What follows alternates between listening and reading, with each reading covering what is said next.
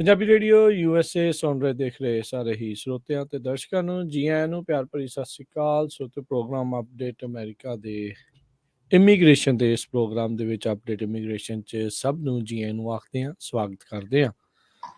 ਸਾਲ 2022 ਦਾ ਅੱਜ ਅਖੀਰਲਾ ਦਿਨ ਆ ਤੇ ਅੱਜ ਇਸ ਪ੍ਰੋਗਰਾਮ ਦੇ ਨਾਲ ਜਿਹੜਾ ਆ ਚਲੋ ਵੀ ਇਹ ਸਾਲ ਦਾ ਆਖਰੀ ਪ੍ਰੋਗਰਾਮ, ਇਹ ਨਹੀਂ ਵੀ ਪ੍ਰੋਗਰਾਮ ਖਤਮ ਆ, ਪਰ ਪ੍ਰੋਗਰਾਮ ਆਪਣੇ ਜਿਹੜੇ ਇਦਾਂ ਹੀ ਚੱਲਦੇ ਰਹਿਣੇ ਆ ਤੇ ਗੱਲਬਾਤ ਇਮੀਗ੍ਰੇਸ਼ਨ ਦੀ ਯੂਐਸ ਦੀ ਕਰਾਂਗੇ। ਖੱਟੀਆਂ ਮਿੱਠੀਆਂ ਯਾਦਾਂ ਇਸ ਸਾਲ ਦੀਆਂ ਇਮੀਗ੍ਰੇਸ਼ਨ ਨੂੰ ਲੈ ਕੇ ਕੀ ਰਹੀਆਂ ਉਹਦੇ ਤੇ ਵੀ ਝਾਤਕੌਰੀ ਆਪਾਂ ਕਰਾਂਗੇ। ਤੇ ਸਭ ਤੋਂ ਪਹਿਲਾਂ ਜੀ ਆਇਆਂ ਨੂੰ ਆਖਦੇ ਸਵਾਗਤ ਕਰਦੇ ਹਾਂ ਅਟਾਰਨੀ ਟਿਕਿਆਣਾ ਜੀ। ਜੀ ਆਇਆਂ ਨੂੰ ਸਵਾਗਤ ਹੈ, ਸਤਿ ਸ਼੍ਰੀ ਅਕਾਲ ਜੀ। ਸਤਿ ਸ਼੍ਰੀ ਅਕਾਲ ਜੀ ਸਾਰਿਆਂ ਨੂੰ ਜੀ।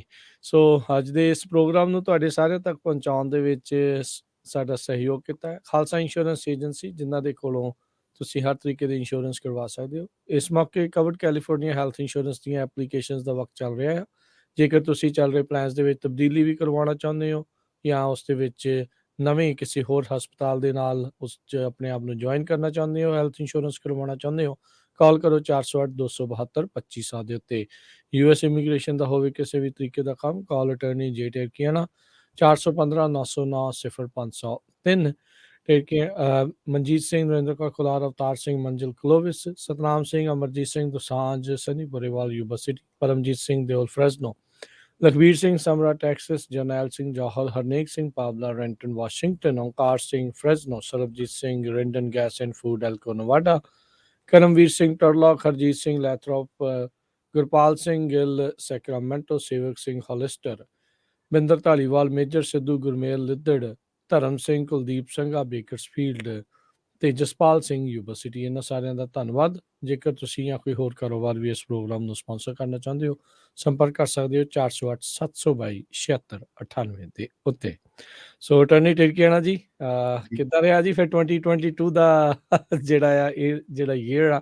ਤੇ ਸਭ ਤੋਂ ਪਹਿਲਾਂ ਤੁਹਾਨੂੰ ਵੀ ਤੁਹਾਡੇ ਪਰਿਵਾਰ ਨੂੰ ਵੀ ਬਹੁਤ ਬਹੁਤ ਨਵੇਂ ਸਾਲ ਦੀਆਂ ਵਧਾਈਆਂ ਵੀ ਜੀ। ਸਾਰਿਆਂ ਨੂੰ ਨਵੇਂ ਸਾਲ ਦੀਆਂ ਬਹੁਤ ਬਹੁਤ ਵਧਾਈਆਂ। ਤੇ ਵਧੀਆ ਰਿਹਾ ਜੀ 2022 ਇਮੀਗ੍ਰੇਸ਼ਨ ਲਈ ਓਵਰਆਲ ਕਾਫੀ ਵਧੀਆ ਰਿਹਾ, ਆਪਣੇ ਲਈ ਵੀ ਵਧੀਆ ਰਿਹਾ ਤੇ ਸਾਰੇ ਲਾਇਰਸ ਲਈ ਤਕਰੀਬਨ ਮੇਰੇ ਖਿਆਲ ਵਧੀਆ ਰਿਹਾ। ਕਾਫੀ ਲੋਕੀ ਜਿਹੜੇ ਸੀਗੇ ਬਾਰਡਰ ਤੋਂ ਆਏ, ਜੇ ਓਵਰਆਲ ਸਿਚੁਏਸ਼ਨ ਦੇਖੀਏ ਤਾਂ ਮੈਜੋਰਟੀ ਨੂੰ ਕਹਿ ਸਕਦੇ ਹਾਂ ਕਿ ਬੌਂਡ ਵਗੈਰਾ ਨਹੀਂ ਪਿਆ ਕਿਸੇ ਨੂੰ ਖਾਸ, ਤੇ ਮੈਜੋਰਟੀ ਜਿਹੜੀ ਜਨਤਾ ਸੀਗੀ ਉਹ ਯੂਐਸ ਦੇ ਵੱਲ ਹੀ ਉਹਨਾਂ ਨੇ ਘੱਲ ਦਿੱਤੀ ਆ ਤੇ ਕਈਆਂ ਦੇ ਤਾਂ ਬਿਆਨ ਵੀ ਨਹੀਂ ਹੋਏ, ਜਿਹੜੀ ਵਧੀਆ ਗੱਲ ਆ ਕਿਉਂਕਿ ਬੰਦਾ ਹੁਣ ਆਰਾਮ ਨਾਲ ਆਪਣੇ ਬਿਆਨ ਜਿਹੜੇ ਉਹ ਲਿਖ ਕੇ ਬਿਨਾਂ ਸਟ੍ਰੈਸ ਦੇ ਸਕਦਾ। ਸੋ ਓਵਰਆਲ ਇਮੀਗ੍ਰੇਸ਼ਨ ਲਈ ਜਿਹੜਾ ਸੀਗਾ 2022 ਕਾਫੀ ਵਧੀਆ ਰਿਹਾ। ਵਧੀਆ ਤਾਂ ਰਿਹਾ ਹੁਣ ਕਿ ਸਰਕਾਰ ਦੀ ਆਪਣੀ ਆਪਣੀ ਸਿਚੁਏਸ਼ਨ ਹੁੰਦੀ ਹੈ। ਜਿਹੜੀ ਇਹ ਵਾਲੀ ਸਰਕਾਰ ਸੀਗੀ, ਇਹਨਾਂ ਨੇ ਇਹ ਫੈਸਲਾ ਕੀਤਾ ਸੀਗਾ ਕਿ ਕਾਈਂਡ ਆਫ ਕਿ ਲੋਕ ਇਮੀਗ੍ਰੈਂਟਸ ਦੀ ਹੈਲਪ ਕਰਨੀ ਆ, ਲੋਕਾਂ ਦੇ ਵਿੱਚ ਕੌਨਫੀਡੈਂਸ ਬਣਾਉਣਾ ਇਮੀਗ੍ਰੇਸ਼ਨ ਦਾ। ਸੋ ਉਹਨਾਂ ਨੇ ਡੱਕਿਆ ਨਹੀਂ। ਸੋ ਸਰਕਾਰਾਂ ਦਾ ਕਾਫੀ ਫਰਕ ਪੈ ਜਾਂਦਾ। ਸੋ ਇਹ ਸਰਕਾਰ ਵਧੀਆ ਸੀਗੀ ਇਮੀਗ੍ਰੈਂਟਸ ਲਈ।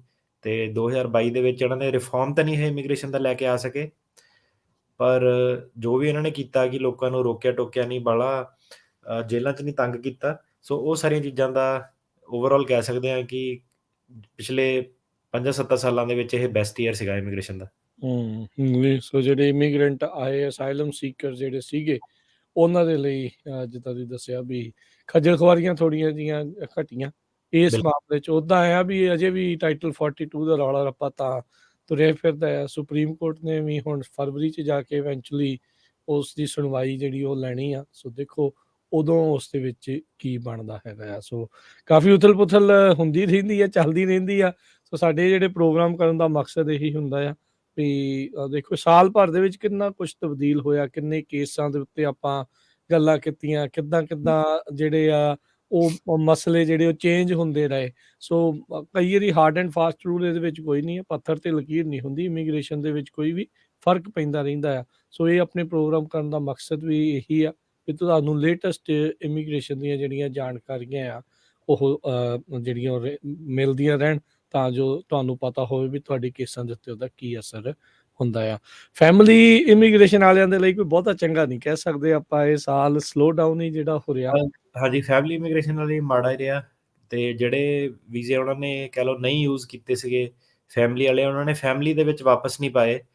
ਤੇ ਫੈਮਿਲੀ ਦੀ ਜਿਹੜੀ ਸੀਗੀ ਕਹਿ ਲਓ ਕਿ ਆਹੀ ਜਿਹੜਾ 2 ਸਾਲਾਂ ਦਾ ਜਿਹੜਾ ਕਾਫੀ ਵੀਜ਼ੇ ਜਿਹੜੇ ਸੀਗੇ ਉਹ ਨੰਬਰ ਖਰਾਬ ਹੋ ਗਏ, ਕੌਂਸਲੇਟ ਬੰਦ ਸੀਗੇ ਤੇ ਸਪੀਡ ਉਹਨਾਂ ਦੀ ਫਿਰ ਹੌਲੀ ਹੌਲੀ ਜਿੱਦਾਂ ਸੀਗੀ ਉੱਦਾਂ ਹੀ ਚੱਲ ਰਹੀ ਹੈ। ਕੋਈ ਖਾਸ ਉਹਨਾਂ ਦੇ ਵਿੱਚ ਤਬਦੀਲੀ ਨਹੀਂ ਹੈਗੀ।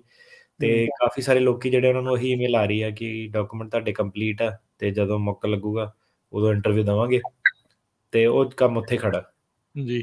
ਇਮੀਗ੍ਰੇਸ਼ਨ ਰਿਫਾਰਮ ਦੀ ਤੁਸੀਂ ਚਰਚਾ ਕੀਤੀ ਸੀ ਆ ਲੇਟਲੀ ਮੈਂ ਦੇਖ ਰਿਹਾ ਪਿਛਲੇ 1-2 ਵੀਕ ਦੇ ਵਿੱਚ ਇਮੀਗ੍ਰੇਸ਼ਨ ਜਿਹਦੀ ਗੱਲ ਰਿਫਾਰਮ ਦੀ ਗੱਲ ਫੇਰ ਚੱਲੀ ਆ ਖਾਸ ਕਰਕੇ ਜਿਹੜੇ ਫਾਰਮ ਵਰਕਰ ਵਾਸ਼ਿੰਗਟਨ ਡੀਸੀ ਦੇ ਵਿੱਚ ਪਹੁੰਚੇ ਆ ਕੀ ਇਹਨਾਂ ਦਾ ਲੱਗਦਾ ਹੈ ਕਿ ਭਵਿੱਖ ਕੀ ਲੱਗ ਰਿਹਾ ਕੁਝ ਹੈ ਰਿਫਾਰਮ ਵੱਲ ਨੂੰ ਵੱਧ ਸਕੂਗਾ ਕਦੀ ਜਾਂ ਨਹੀਂ?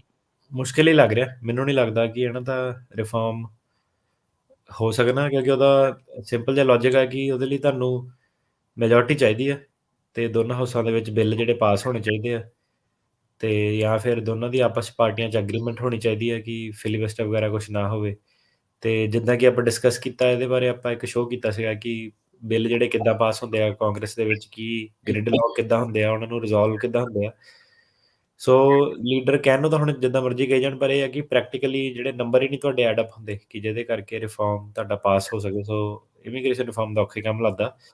ਜੇ ਤਾਂ ਹੁਣ ਦੇਖਦੇ ਹਾਂ ਮਤਲਬ ਪੋਲੀਟੀਕਲ ਮਾਰਕਅਪ ਕੀ ਹੁੰਦਾ ਇਲੈਕਸ਼ਨਸ ਤੋਂ ਬਾਅਦ, ਮਿਡ ਟਰਮ ਤੋਂ ਬਾਅਦ, ਉਸ ਤੋਂ ਬਾਅਦ ਕੀ ਕਿੱਦਾਂ ਚੱਲਦੀਆਂ ਅੱਗੇ ਗੱਲਾਂ ਫਾਈਨਲ ਜਦੋਂ 4 ਸਾਲ ਵਾਲੀ ਜਿਹੜੀ ਆਪਣੀ ਇਲੈਕਸ਼ਨ ਜਿਹੜੀ ਆਉਂਦੀ ਹੈ, ਸਾਰਾ ਜਿਹੜਾ ਟੋਟਲ ਜਿਹੜਾ ਕਹਿ ਲਓ ਕਿ ਕਿੱਦਾਂ ਬਣਦਾ।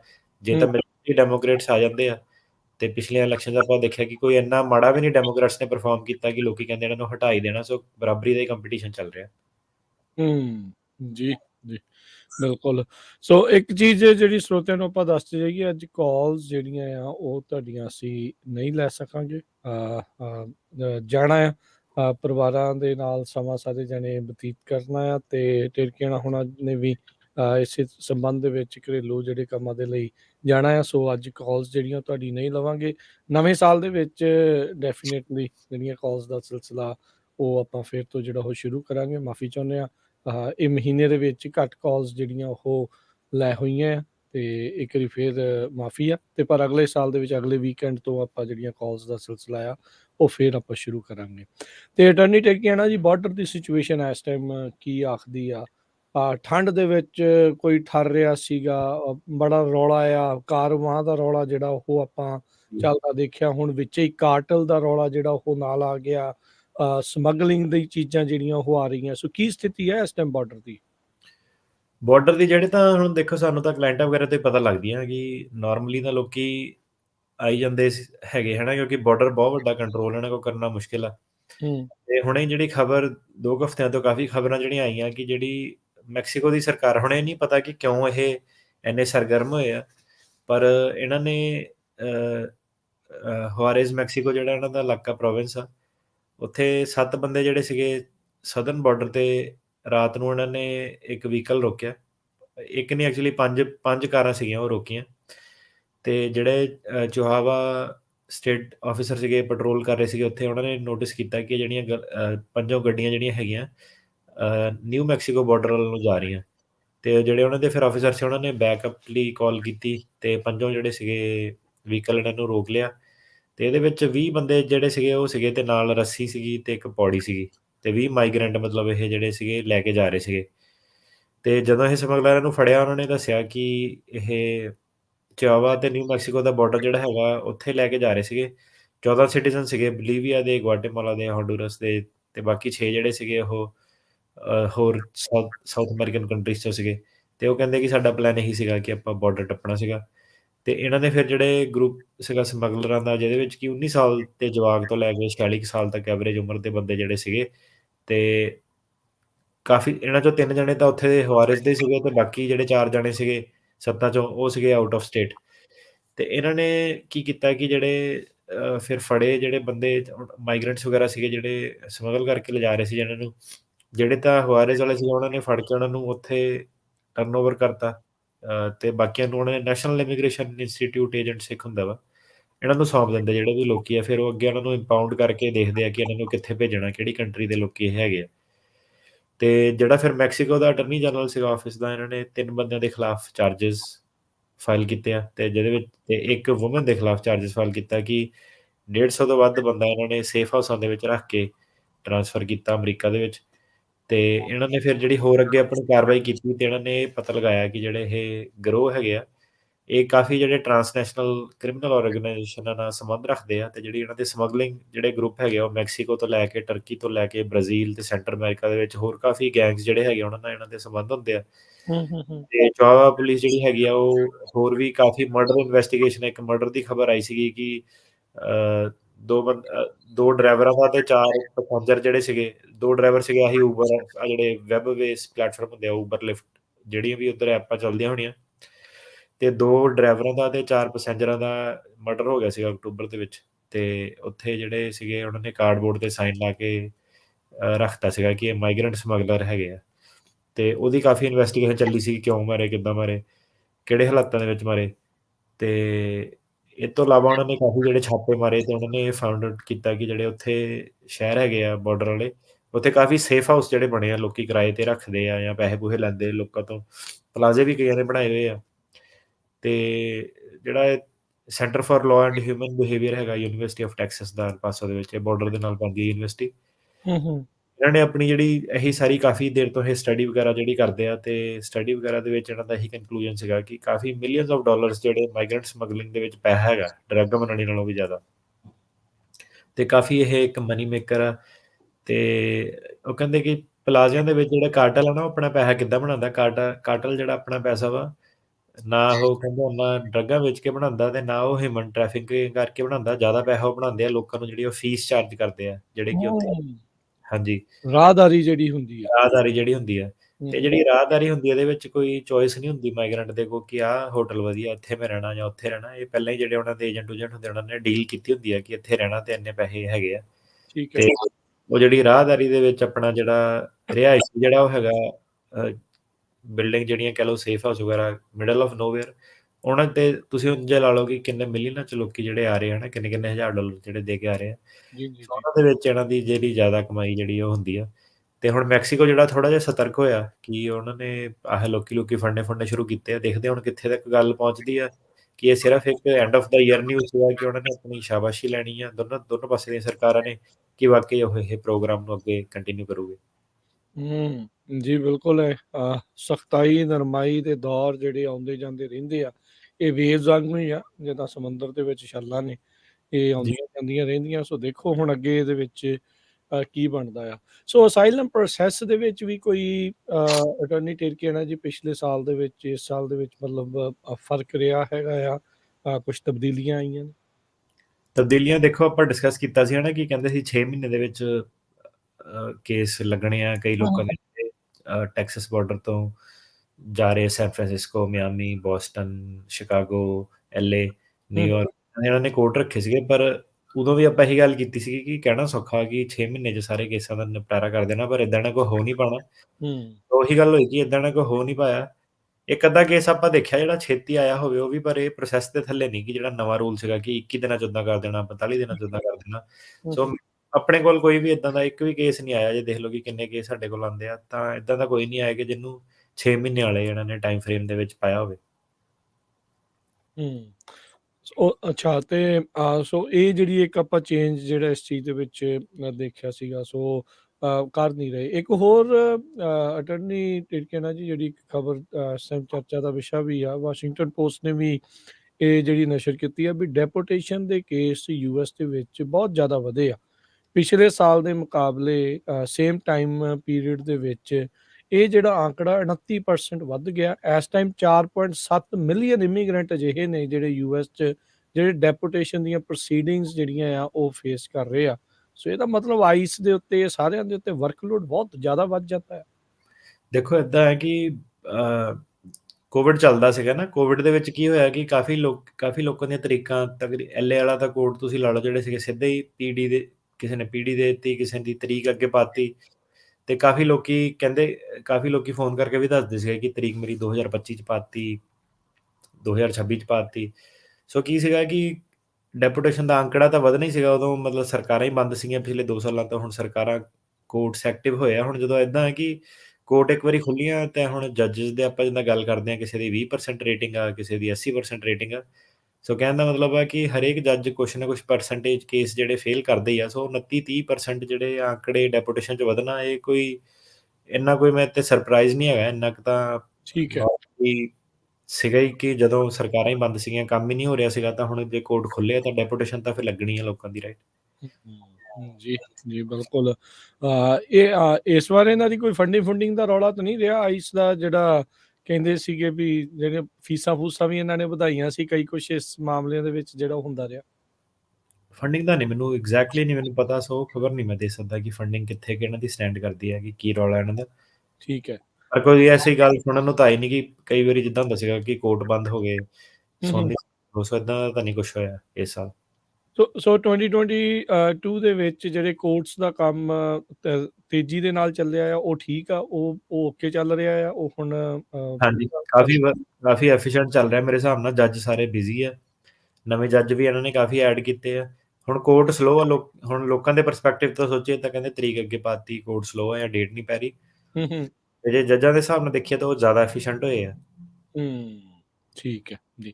ਇੱਕ ਵਾਰੀ ਫਿਰ ਆਪਣੇ ਸਰੋਤਿਆਂ ਨੂੰ ਦੱਸ ਜਾਈਏ, ਅੱਜ ਦੇ ਪ੍ਰੋਗਰਾਮ ਦੇ ਵਿੱਚ ਮਾਫੀ ਚਾਹੁੰਦੇ ਹਾਂ, ਕਾਲਸ ਜਿਹੜੀਆਂ ਉਹ ਨਹੀਂ ਲੈ ਸਕਾਂਗੇ। ਅਗਲੇ ਪ੍ਰੋਗਰਾਮ ਦੇ ਵਿੱਚ ਅਗਲੇ ਸ਼ਨੀਚਰਵਾਰ ਤੋਂ ਜਿਹੜੀਆਂ ਕਾਲਸ ਦਾ ਸਿਲਸਿਲਾ ਆ, ਉਹ ਮੁੜ ਸ਼ੁਰੂ ਜਿਹੜਾ ਉਹ ਕੀਤਾ ਜਾਊਗਾ। ਅੱਜ ਸਵਾਲ ਜਵਾਬ ਜਿਹੜੇ ਉਹ ਆਪਾਂ ਨਹੀਂ ਕਰ ਸਕਾਂਗੇ। ਅਗਲੀ ਜਿਹੜੀਆਂ ਗੱਲ ਕਰਦੇ ਜਾਈਏ ਵੀ ਅਸਾਈਲਮ ਦੇ ਮਾਮਲੇ ਦੇ ਵਿੱਚ ਇਸ ਸਾਲ 'ਚ ਕੀ ਕੁਛ ਚੰਗਾ ਘਟਿਆ, ਕੀ ਕੁਛ ਮਾੜਾ ਘਟਿਆ, ਕਿਹੜੇ ਕੇਸ ਹੱਕ 'ਚ ਆਏ ਤੇ ਕਿਹੜੇ ਕੇਸ ਜਿਹੜੇ ਉਲਟ ਆਏ? ਪਹਿਲਾਂ ਤਾਂ ਜੇ ਉਹਨਾਂ ਨੇ ਪੀਡੀ ਦਾ ਕਾਫੀ ਜ਼ੋਰ ਚੱਲਿਆ ਹੈ ਨਾ, ਪਤਾ ਹੀ ਪ੍ਰੋਸੀਕਿਊਟਰ ਡਿਸਕ੍ਰੈਸ਼ਨ, ਜਿਹਦੇ ਕਰਕੇ ਉਹਨਾਂ ਨੇ ਕੇਸ ਡਿਸਮਿਸ ਕਰਤੇ। ਤੇ ਕਈ ਕੇਸਾਂ ਦੇ ਵਿੱਚ ਉਹਨਾਂ ਨੇ ਜਿਹੜੇ ਹੁਣ ਦੇਖੋ ਪੀਡੀ ਦੇ ਵਿੱਚ ਕੀ ਸੀਗਾ, ਉਹਨਾਂ ਨੇ ਸਰਕਾਰ ਨੇ ਸਾਡੀ ਜਿਹੜੀ ਪੀਡੀ ਦੀ ਮੋਸ਼ਨ ਵਗੈਰਾ ਸੀਗੀ ਐਕਸੈਪਟ ਕਰ ਲਈ, ਆਪ ਕਹਿ ਦਿੱਤਾ ਕਿ ਆਪਾਂ ਪੀਡੀ ਦੇਣੀ ਹੈ, ਪਰ ਸਾਰਿਆਂ ਨੂੰ ਅਜੇ ਪੀਡੀ ਗ੍ਰਾਂਟ ਹੋਈ ਨਹੀਂ ਹੈਗੀ, ਕੰਸੀਡਰੇਸ਼ਨ 'ਚ ਹੀ ਹੈ। ਤੇ ਐਂਡ ਆਫ ਦਾ ਡੇ ਕੀ ਹੈ ਕਿ BIA ਜਾਂ ਇਮੀਗ੍ਰੇਸ਼ਨ ਕੋਰਟ ਨੇ, ਜਿੰਨੇ ਵੀ, ਉਹਨਾਂ ਨੇ ਡਿਸਾਈਡ ਕਰਨਾ ਕਿ ਪੀਡੀ ਦੇਣੀ ਹੈ ਕਿ ਨਹੀਂ ਦੇਣੀ। ਤੇ ਹੁਣ ਕੀ ਆ ਕਿ ਪੀਡੀ ਕਈਆਂ ਲਈ ਬਹੁਤ ਬੈਨੀਫਿਸ਼ੀਅਲ ਹੋਈ, ਜਿਹਨਾਂ ਨੇ ਫੈਮਿਲੀ ਬੇਸਡ ਵਾਲੇ ਕੇਸ ਸੀਗੇ, I-94 ਮਿਲਿਆ ਸੀਗਾ, ਡਿਪੋਰਟੇਸ਼ਨ ਲੱਗੀ ਸੀ ਕਈਆਂ ਦੀ, ਮੋਸ਼ਨ ਟੂ ਰੀਓਪਨ ਕਰਕੇ ਉਹਨਾਂ ਨੇ ਪ੍ਰੋਸੀਡਿੰਗ, ਤੇ ਪੀਡੀ ਮਤਲਬ ਕਿ ਟਰਮੀਨੇਟ ਕਰਤਾ ਕੇਸ। ਤੇ ਉਹਨਾਂ ਦਾ ਪੂਰਾ ਕਹਿ ਲਓ ਕਿ ਕਾਈਂਡ ਆਫ ਕਲੀਨ ਰੈਕਡ ਹੋ ਗਿਆ, ਤੇ ਵਿਆਹ ਦੇ ਬੇਸ ਤੇ ਜਾਂ ਜਵਾਕਾਂ ਦੇ ਬੇਸ ਤੇ ਉਹ ਇੱਥੇ ਗ੍ਰੀਨ ਕਾਰਡ ਆਪਣਾ ਫਾਈਲ ਕਰ ਸਕਦੇ ਸੀ, ਜਿਹਨਾਂ ਨੂੰ I-94 ਮਿਲਿਆ। ਸੋ ਇਹ ਕਾਫੀ ਵੱਡੀ ਖਬਰ ਸੀਗੀ ਕਈ ਲੋਕਾਂ ਦੇ ਲਈ, ਪਰ ਕਈ ਲੋਕਾਂ ਲਈ ਇਹ ਮਾੜੀ ਖਬਰ ਵੀ ਸੀ, ਕਿਉਂਕਿ ਇਹਦੇ ਥੱਲੇ ਉਹਨਾਂ ਨੇ ਧੱਕੇ ਨਾਲ ਜਿਹੜੇ ਪੀਡੀ ਵਗੈਰਾ ਜਿਹੜੇ ਲੋਕਾਂ ਨੂੰ ਉਹ ਦੇਣੇ ਸ਼ੁਰੂ ਕੀਤੇ ਆ, ਸੈਂਟਾ ਐਨਾ ਕੋਰਟ ਵਗੈਰਾ ਸਪੈਸ਼ਲੀ। ਸੋ ਜਿਹੜੀ ਪੀਡੀ ਦਾ ਹੁਣ ਸਰਕਾਰ ਸੋਚਦੀ ਹੈ ਕਿ ਪੀਡੀ ਦਾ ਫਾਇਦਾ ਕਿ ਡਿਪੋਰਟੇਸ਼ਨ ਚੋਂ ਬੰਦਾ ਬਚ ਜਾਂਦਾ, ਅਸਾਈਲਮ ਆਫਿਸ ਦੇ ਮੂਹਰੇ ਚੱਲ ਜਾਂਦਾ। ਸੋ ਮੇਰੇ ਹਿਸਾਬ ਨਾਲ ਤਾਂ ਪੀਡੀ ਵਧੀਆ ਸੀਗੀ। ਹੁਣ ਆਫ ਕੋਰਸ ਕਈ ਜਿਹੜੇ ਹੁਣ ਵਿਚਾਰੇ ਫਸੇ ਆ 7-8 ਸਾਲ ਦੇ, ਤਾਂ ਉਹਨਾਂ ਨੂੰ ਪੀਡੀ ਮਿਲੀ ਆ, ਉਹ ਕਹਿੰਦੇ ਫੇਰ ਦੁਬਾਰਾ ਲਾਈਨ 'ਚ ਲੱਗਣਾ ਪੈਣਾ, ਅਸਾਈਲਮ ਆਫਿਸ ਜਾਣਾ ਪੈਣਾ। ਪਰ ਇਹ ਹੈ ਕਿ ਜਿਹੜੇ ਜੱਜ ਸੀਗੇ ਉਹਨਾਂ ਦਾ ਰਵੱਈਆ ਇਹ ਸੀਗਾ ਕਿ ਜਿਹੜੀ ਪੀਡੀ ਆ, ਉਹਦਾ ਮਤਲਬ ਇਹ ਨਹੀਂ ਕਿ ਆਪਾਂ ਤੁਹਾਡੇ ਹੱਕ ਖੋ ਰਹੇ ਹਾਂ ਕੁਛ, ਆਪਾਂ ਤੁਹਾਨੂੰ ਸਿਰਫ ਇਹ ਕਹਿ ਰਹੇ ਕਿ ਸਾਡੇ ਕੋਲ ਟਾਈਮ ਹੈ ਨਹੀਂਗਾ, ਤੁਸੀਂ ਥੱਲੇ ਜਾ ਕੇ ਅਸਾਈਲਮ ਆਫਿਸ ਦੇ ਵਿੱਚ ਕੇਸ ਫਾਈਲ ਕਰੋ। ਪੀਡੀ ਦਾ ਡਿਪੈਂਡ ਕਰਦਾ ਤੁਸੀਂ ਕਿਹਨੂੰ ਪੁੱਛਦੇ ਆ, ਕਈਆਂ ਨੂੰ ਵਧੀਆ ਲੱਗੀ, ਕਈਆਂ ਨੂੰ ਮਾੜੀ ਲੱਗੀ। ਇਹ ਮੇਨ ਜਿਹੜੀ ਸਭ ਤੋਂ ਵਧੀਆ ਖਬਰ ਜਿਹੜੀ ਆਈ ਸੀਗੀ, ਕੈਸਟਰੋਟਮ ਜਿਹੜਾ ਸੀਗਾ, ਕੈਸਟਰੋਟਮ ਦਾ ਜਿਹੜਾ ਕੇਸ ਸੀਗਾ, ਉਹਨੂੰ ਉਹਨਾਂ ਨੇ ਰੂਲ ਕਰਤਾ। ਕੋਰਨਾਡੋ ਦਾ ਜਿਹੜਾ ਕੇਸ ਆਇਆ, ਆਪਾਂ ਡਿਸਕਸ ਵੀ ਕੀਤਾ ਸੀਗਾ, ਓਵਰਰੂਲ ਉਹਨਾਂ ਨੇ ਇਹ ਕੀਤਾ ਕਿ ਕੈਸਟਰੋਟਮ ਦੇ ਵਿੱਚ ਟਰੰਪ ਉਹਨਾਂ ਨੇ ਪਾਵਰਾਂ ਜੱਜਾਂ ਦੀਆਂ ਵਾਪਸ ਲੈ ਲਈਆਂ ਸੀਗੀਆਂ ਕਿ ਤੁਸੀਂ ਐਡਮਿਨਿਸਟ੍ਰੇਟਿਵਲੀ ਕਲੋਜ਼ ਨਹੀਂ ਕਰ ਸਕਦੇ ਕੇਸ, ਜਾਂ ਪੀਡੀ ਨਹੀਂ ਦੇ ਸਕਦੇ, ਜਾਂ ਡਿਸਮਿਸ ਨਹੀਂ ਕਰ ਸਕਦੇ, ਤੁਹਾਨੂੰ ਫਾਈਨਲ ਆਰਡਰ ਹੀ ਦੇਣਾ ਪੈਣਾ। ਤੇ ਕੋਰਨਾਡੋ ਨੇ ਇਹ ਕਿਹਾ ਕਿ ਕੋਰਨਾਡੋ ਨੇ ਉਹੀ ਸਾਰੇ ਜਿਹੜੇ ਫੈਸਲੇ ਸੀਗੇ ਉਹ ਰਿਵਰਸ ਕਰਤੇ, ਤੇ ਹੁਣ ਜੱਜਾਂ ਨੂੰ ਦੁਬਾਰਾ ਪਾਵਰ ਐਡਮਿਨਿਸਟ੍ਰੇਟਿਵ ਕਲੋਜ਼ਰ ਦੀ ਜਾਂ ਡਿਸਮਿਸਲ ਦੀ ਦੁਬਾਰਾ ਪਾਵਰ ਦੇ ਦਿੱਤੀ ਹੈ। ਤੇ ਜਿਹਦੇ ਨਾਲ ਕਿ ਉਹ ਵਾਲੇ ਕੇਸ ਜਿਹੜੇ ਬਿਲਕੁਲ ਤੁਸੀਂ ਹਾਰ ਸਕਦੇ ਹੋ, ਜਾਂ ਜਿਹਨਾਂ ਦੇ ਵਿੱਚ I-94 ਮਿਲਿਆ ਸੀਗਾ, ਉਹਨਾਂ ਨੂੰ ਬੰਦਾ ਡਿਸਮਿਸ ਕਰਾ ਸਕਦਾ। ਤੇ ਹੋਰ ਮਾੜੀ ਖਬਰ ਇਹੀ ਹੈ ਜ਼ਿਆਦਾਤਰ ਕਿ ਮਾਈਗ੍ਰੈਂਟ ਬਹੁਤ ਜ਼ਿਆਦਾ ਆਏ ਆ, ਤੇ ਡਿਲੇ ਕਾਫੀ ਹੋ ਰਹੇ ਆ ਪ੍ਰੋਸੈਸ ਦੇ ਵਿੱਚ। ਇਹ ਤਾਂ ਓਬਵੀਅਸ ਆ, ਇਹ ਤਾਂ ਹੁਣ ਸਟਾਫਿੰਗ ਚਾਹੀਦੀ ਬਹੁਤ ਜ਼ਿਆਦਾ ਇਹਨਾਂ ਨੂੰ, ਜੇ ਇਹਨਾਂ ਨੇ ਜਿਹੜੇ ਡਿਲੇ ਜਿਹੜੇ ਕਹਿ ਲਓ ਅਵੋਇਡ ਕਰਨੇ ਆ। ਇਹਦੇ ਨਾਲ ਵਰਕ ਪਰਮਿਟ ਤੇ ਕਈਆਂ ਦੇ ਚੱਕਰ ਇਹਨਾਂ ਨੇ ਪਾਏ, ਕਲੌਕਸ ਵਗੈਰਾ ਬੰਦ ਕਰਤੀਆਂ ਕਿ ਤੁਸੀਂ ਕੇਸ ਟ੍ਰਾਂਸਫਰ ਕਰ ਲਿਆ ਅਸਾਈਲਮ ਫਾਈਲ ਕਰਨ ਤੋਂ ਬਾਅਦ। ਸੋ ਇਦਾਂ ਦੇ ਛੋਟੇ-ਮੋਟੇ ਇਹਨਾਂ ਨੇ ਨਜਾਇਜ਼ ਜੇ ਆਪਣੇ ਫੈਸਲੇ ਲਿੱਤੇ ਕਿ ਕਈਆਂ ਦੀ ਵਰਕ ਪਰਮਿਟ ਦੀ ਕਲੌਕ ਵਗੈਰਾ ਰੋਕਤੀ ਸੀਗੀ। ਸੋ ਇੱਕ ਮਾੜੀ ਖਬਰ ਸੀਗੀ। ਤੇ ਚੰਗੀ ਖਬਰ ਇਹ ਹੈ ਕਿ ਨਵੇਂ ਜੱਜ ਇਹਨਾਂ ਨੇ ਕਾਫੀ ਨਿਯੁਕਤ ਕੀਤੇ ਆ, ਸੈਨ ਫਰਾਂਸਿਸਕੋ ਕੋਰਟ 'ਚ ਵੀ, ਹੋਰ ਵੀ ਕੋਰਟਸ ਦੇ ਵਿੱਚ, ਤੇ ਨਵੇਂ ਕੋਰਟਸ ਜਿਹੜੇ ਇਹਨਾਂ ਦੇ ਬਣ ਰਹੇ ਆ, ਜਿੱਦਾਂ ਆਪਾਂ ਦੱਸਿਆ ਕਿ ਕੋਂਕਰਡ ਦਾ ਕੋਰਟ ਜਿਹੜਾ ਸੀਗਾ ਵਾਲਨਟ ਕ੍ਰੀਕ ਦੇ ਲਾਗੇ, ਕੋਂਕਰਡ ਦਾ ਕੋਰਟ ਕਹਿੰਦੇ 2000 ਦੇ ਵਿੱਚ ਤਿਆਰ ਹੋ ਜਾਣਾ। ਤੇ ਜੋ ਮਤਲਬ ਕੋਰਟ ਹੋਣਾ ਸੈਕਰਾਮੈਂਟੋ ਵਾਂਗੂ ਨਹੀਂ, ਕਹਿੰਦੇ ਜ਼ਿਆਦਾ ਇਹਨਾਂ ਨੇ ਹਾਇਰਿੰਗ ਵਗੈਰਾ ਕਰਨੀ ਹੈ। ਸੋ ਹੁਣ ਏਦਾਂ ਹੈ ਕਿ ਦੇਸ਼ ਦੇ ਵਿੱਚ ਹੋਰ ਵੀ ਬਥੇਰੀਆਂ ਚੀਜ਼ਾਂ, ਸਾਰਾ ਸਾਲਾਂ ਵੀ ਸਭ ਕੁਛ ਨਹੀਂ ਹੈਗਾ, ਹੋਰ ਵੀ ਉਹਨਾਂ ਨੇ ਪੁੱਲ ਬਣਾਉਣੇ, ਹੈਲਥ ਕੇਅਰ, ਇਹ ਉਹ ਸਾਰਾ। ਪਰ ਇਹ ਹੈ ਕਿ ਜੇ ਓਵਰਆਲ ਇਹਨੂੰ ਸਮੇਟਿਆ ਜਾਵੇ ਤਾਂ ਇੱਕ ਵਧੀਆ ਸਾਲ ਰਿਹਾ, ਮਤਲਬ ਕਿ ਕਾਫੀ ਐਕਟਿਵ ਹੋ ਰਿਹਾ। ਕੋਈ ਏਦਾਂ ਨਹੀਂ ਕਹਿ ਸਕਦੇ ਕਿ ਸਰਕਾਰ ਨੇ ਕੁਛ ਕੀਤਾ ਨਹੀਂ। ਸੋ ਲੋਕਾਂ ਨੂੰ ਕਈ ਵਾਰੀ ਲੱਗਦਾ ਕਿ ਇਹ ਤਰੀਕਾ ਪੋਸਟਪੋਨ ਕਰੀ ਜਾ ਰਿਹਾ, ਪਰ ਏਦਾਂ ਕਿ ਕਾਫੀ ਕੰਮ ਜਿਹੜਾ ਉਹ ਹੋਇਆ ਵਾ। ਹੁਣ ਜਨਸੰਖਿਆ ਵੀ ਬੜੀ ਵਧੀ ਜਾ ਰਹੀ ਹੈ, ਲੋਕੀ ਵੀ ਬਹੁਤ ਜ਼ਿਆਦਾ ਆਏ ਆ। ਉਹਦੇ ਹੂੰ, ਹਿਸਾਬ ਨਾਲ ਓਵਰਆਲ ਦੇਖਿਆ ਜਾਵੇ ਤਾਂ ਮੇਰੇ ਹਿਸਾਬ ਨਾਲ ਜਿਹੜਾ ਇਮੀਗ੍ਰੇਸ਼ਨ ਡਿਪਾਰਟਮੈਂਟ ਜਿਹੜਾ ਸੀਗਾ, ਬਾਕੀ ਡਿਪਾਰਟਮੈਂਟਾਂ ਵਾਂਗੂ ਵੀ ਕਿ ਹੁਣ ਲੋਕੀ ਅਮਰੀਕਾ ਤਾਂ ਹੀ ਆਉਂਦੇ ਆ ਕਿ ਇੱਥੇ ਦੇ ਸਿਸਟਮ ਵਧੀਆ ਵਾ, ਬਾਕੀ ਦੇਸ਼ਾਂ ਨਾਲੋਂ ਚੱਲਦੇ ਆ। ਸੋ ਹੂੰ, ਉਹਨਾਂ ਨੇ ਜਿਹੜਾ ਪੂਰਾ ਸੀਗਾ, ਜਿੰਨਾ ਬੈਸਟ ਸੀਗਾ, ਮੇਰੇ ਹਿਸਾਬ ਨਾਲ ਤਾਂ ਇਹਨਾਂ ਨੂੰ ਏ ਗ੍ਰੇਡ ਹੀ ਦਿੱਤਾ ਜਾਊਗਾ। ਹੁਣ ਡਿਲੇ ਤਾਂ ਆਪਾਂ ਕੁਛ ਕਰ ਨਹੀਂ ਸਕਦੇ, ਪਰ ਇਹ ਆ ਕਿ ਜੱਜ ਕਾਫੀ ਜਿਹੜੇ ਹਾਰਡ ਵਰਕ ਉਹਨਾਂ ਨੂੰ ਕਰਨਾ ਪੈਂਦਾ। ਤੇ ਕੋਰਟ ਜਦੋਂ ਨਹੀਂ ਆਉਂਦੇ ਸੀਗੇ ਤਾਂ ਵੈਬਐਕਸ ਰਾਹੀਂ, ਫੋਨ ਦੇ ਰਾਹੀਂ ਉਹਨਾਂ ਨੇ ਕਾਫੀ ਜਿਹੜੇ ਸੀਗੇ ਆਪਣੇ ਕੰਮ 2-3 ਹੀਅਰਿੰਗਾਂ ਇੱਕ ਦਿਨ ਦੇ ਵਿੱਚ 4 ਹੀਅਰਿੰਗਾਂ ਵੀ ਕਈ ਜੱਜਾਂ ਨੇ ਉਹ ਸਮੇਟੀਆਂ ਉਹਨਾਂ ਨੇ। ਜੀ। ਤੇ ਅਟਾਰਨੀ ਟੇਕ ਹੈ ਨਾ ਜੀ, ਇਹ ਜਿਹੜਾ ਵੈਬਐਕਸ ਵਾਲਾ ਸਿਲਸਿਲਾ ਇਹ ਕੋਵਿਡ ਦੇ ਦੌਰਾਨ ਹੀ ਸ਼ੁਰੂ ਹੋਇਆ ਸੀ ਜਾਂ ਪਹਿਲਾਂ ਵੀ ਕਦੀ-ਕਦੀ ਕੀਤਾ ਜਾਂਦਾ ਹੁੰਦਾ ਸੀ? ਪਹਿਲਾਂ ਵੀ ਤੁਸੀਂ ਕਰ ਸਕਦੇ ਸੀਗੇ ਟੈਲੀਫੋਨਿਕ, ਤੇ ਵੈਬਐਕਸ ਵਾਲਾ ਤਾਂ ਮੈਂ ਹੁਣ ਟੈਲੀਫੋਨਿਕਲੀ ਤੁਸੀਂ ਪਹਿਲਾਂ ਵੀ ਕਰ ਸਕਦੇ ਸੀ, ਤੁਹਾਨੂੰ ਰੀਜ਼ਨ ਦੇਣਾ ਪੈਂਦਾ ਸੀਗਾ ਤੇ ਹੂੰ, ਸੋਲਿਡ ਰੀਜ਼ਨ ਹੋਣਾ ਚਾਹੀਦਾ ਸੀਗਾ। ਪਰ ਹੁਣ ਜਿੱਦਾਂ ਕੋਵਿਡ ਦੇ ਵਿੱਚ ਕੀ ਹੋਇਆ ਕਿ ਉਹਨਾਂ ਨੇ ਜਦੋਂ ਤੁਸੀਂ ਕੋਰਟ ਤੇ ਜਾਂਦੇ ਹੋ ਤਾਂ ਕਈ ਜੱਜਾਂ ਨੇ ਪੱਕਾ ਹੀ ਆਪਣੀ ਲਿਸਟ ਬਣਾਈ ਹੋਈ ਹੈ ਕਿ ਕਿਹੜੇ ਕੇਸ ਉਹਨਾਂ ਨੇ, ਕਈ ਜੱਜ ਕਹਿੰਦੇ ਕਿ ਆਪਾਂ ਇਨ ਪਰਸਨ ਹੀ ਸੁਣਨਾ, ਕਈ ਜੱਜ ਕਹਿੰਦੇ ਆਪਾਂ ਸੁਣਨੇ ਵੈਬਐਕਸ ਰਾਹੀਂ ਆ। ਸੋ ਹਰੇਕ ਜੱਜ ਨੇ ਹੁਣ ਆਪਣੀ ਪ੍ਰੈਫਰੈਂਸ ਦੇਤੀ ਹੈ ਕਿ ਕਦੋਂ ਉਹਨਾਂ ਨੇ ਵੈਬਐਕਸ ਰਾਹੀਂ ਸੁਣਨਾ ਤੇ ਕਦੋਂ ਉਹਨਾਂ ਨੂੰ ਇਨ ਪਰਸਨ ਚਾਹੀਦਾ।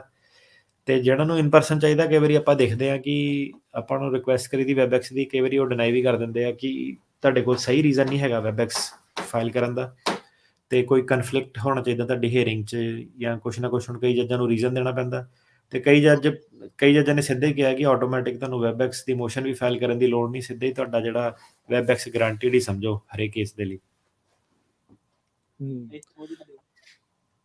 ਜੀ, ਜੀ। ਸੋ ਬਿਲਕੁਲ ਇਹ ਚੀਜ਼ ਜਿਹੜੀ ਹੁਣ ਦੇਖੋ, ਇਹਦੇ ਨਾਲ ਕੋਵਿਡ ਨੇ ਇਹ ਚੀਜ਼ ਟੈਕਨੋਲੋਜੀ ਨੂੰ ਮੋਹਰੇ ਲਿਆਂਦਾ, ਫੋਰਫਰੰਟ 'ਚ ਲਿਆਂਦਾ ਆ, ਤੇ ਕਲਾਇੰਟਸ ਦਾ ਵੀ ਇਸ ਦੇ ਵਿੱਚ ਫਾਇਦਾ ਆ ਤੇ ਜਿਹੜੇ ਵਕੀਲ ਆ ਉਹਨਾਂ ਦਾ ਵੀ ਫਾਇਦਾ ਆ। ਪਰ ਤੁਹਾਨੂੰ ਕਿਤੇ-ਕਿਤੇ ਕੋਈ ਜੱਜ ਟੱਕਰ ਜਾਂਦੀ ਹੈ ਵੀ ਨਹੀਂ ਤੁਹਾਨੂੰ ਆਉਣਾ ਹੀ ਪੈਣਾ ਆ। ਰੀਸੈਂਟਲੀ ਤੁਸੀਂ ਦੱਸਿਆ ਸੀ ਵੀ ਐਲਏ ਸੱਦ ਲਿਆ ਗਿਆ ਸੀ ਇੱਦਾਂ।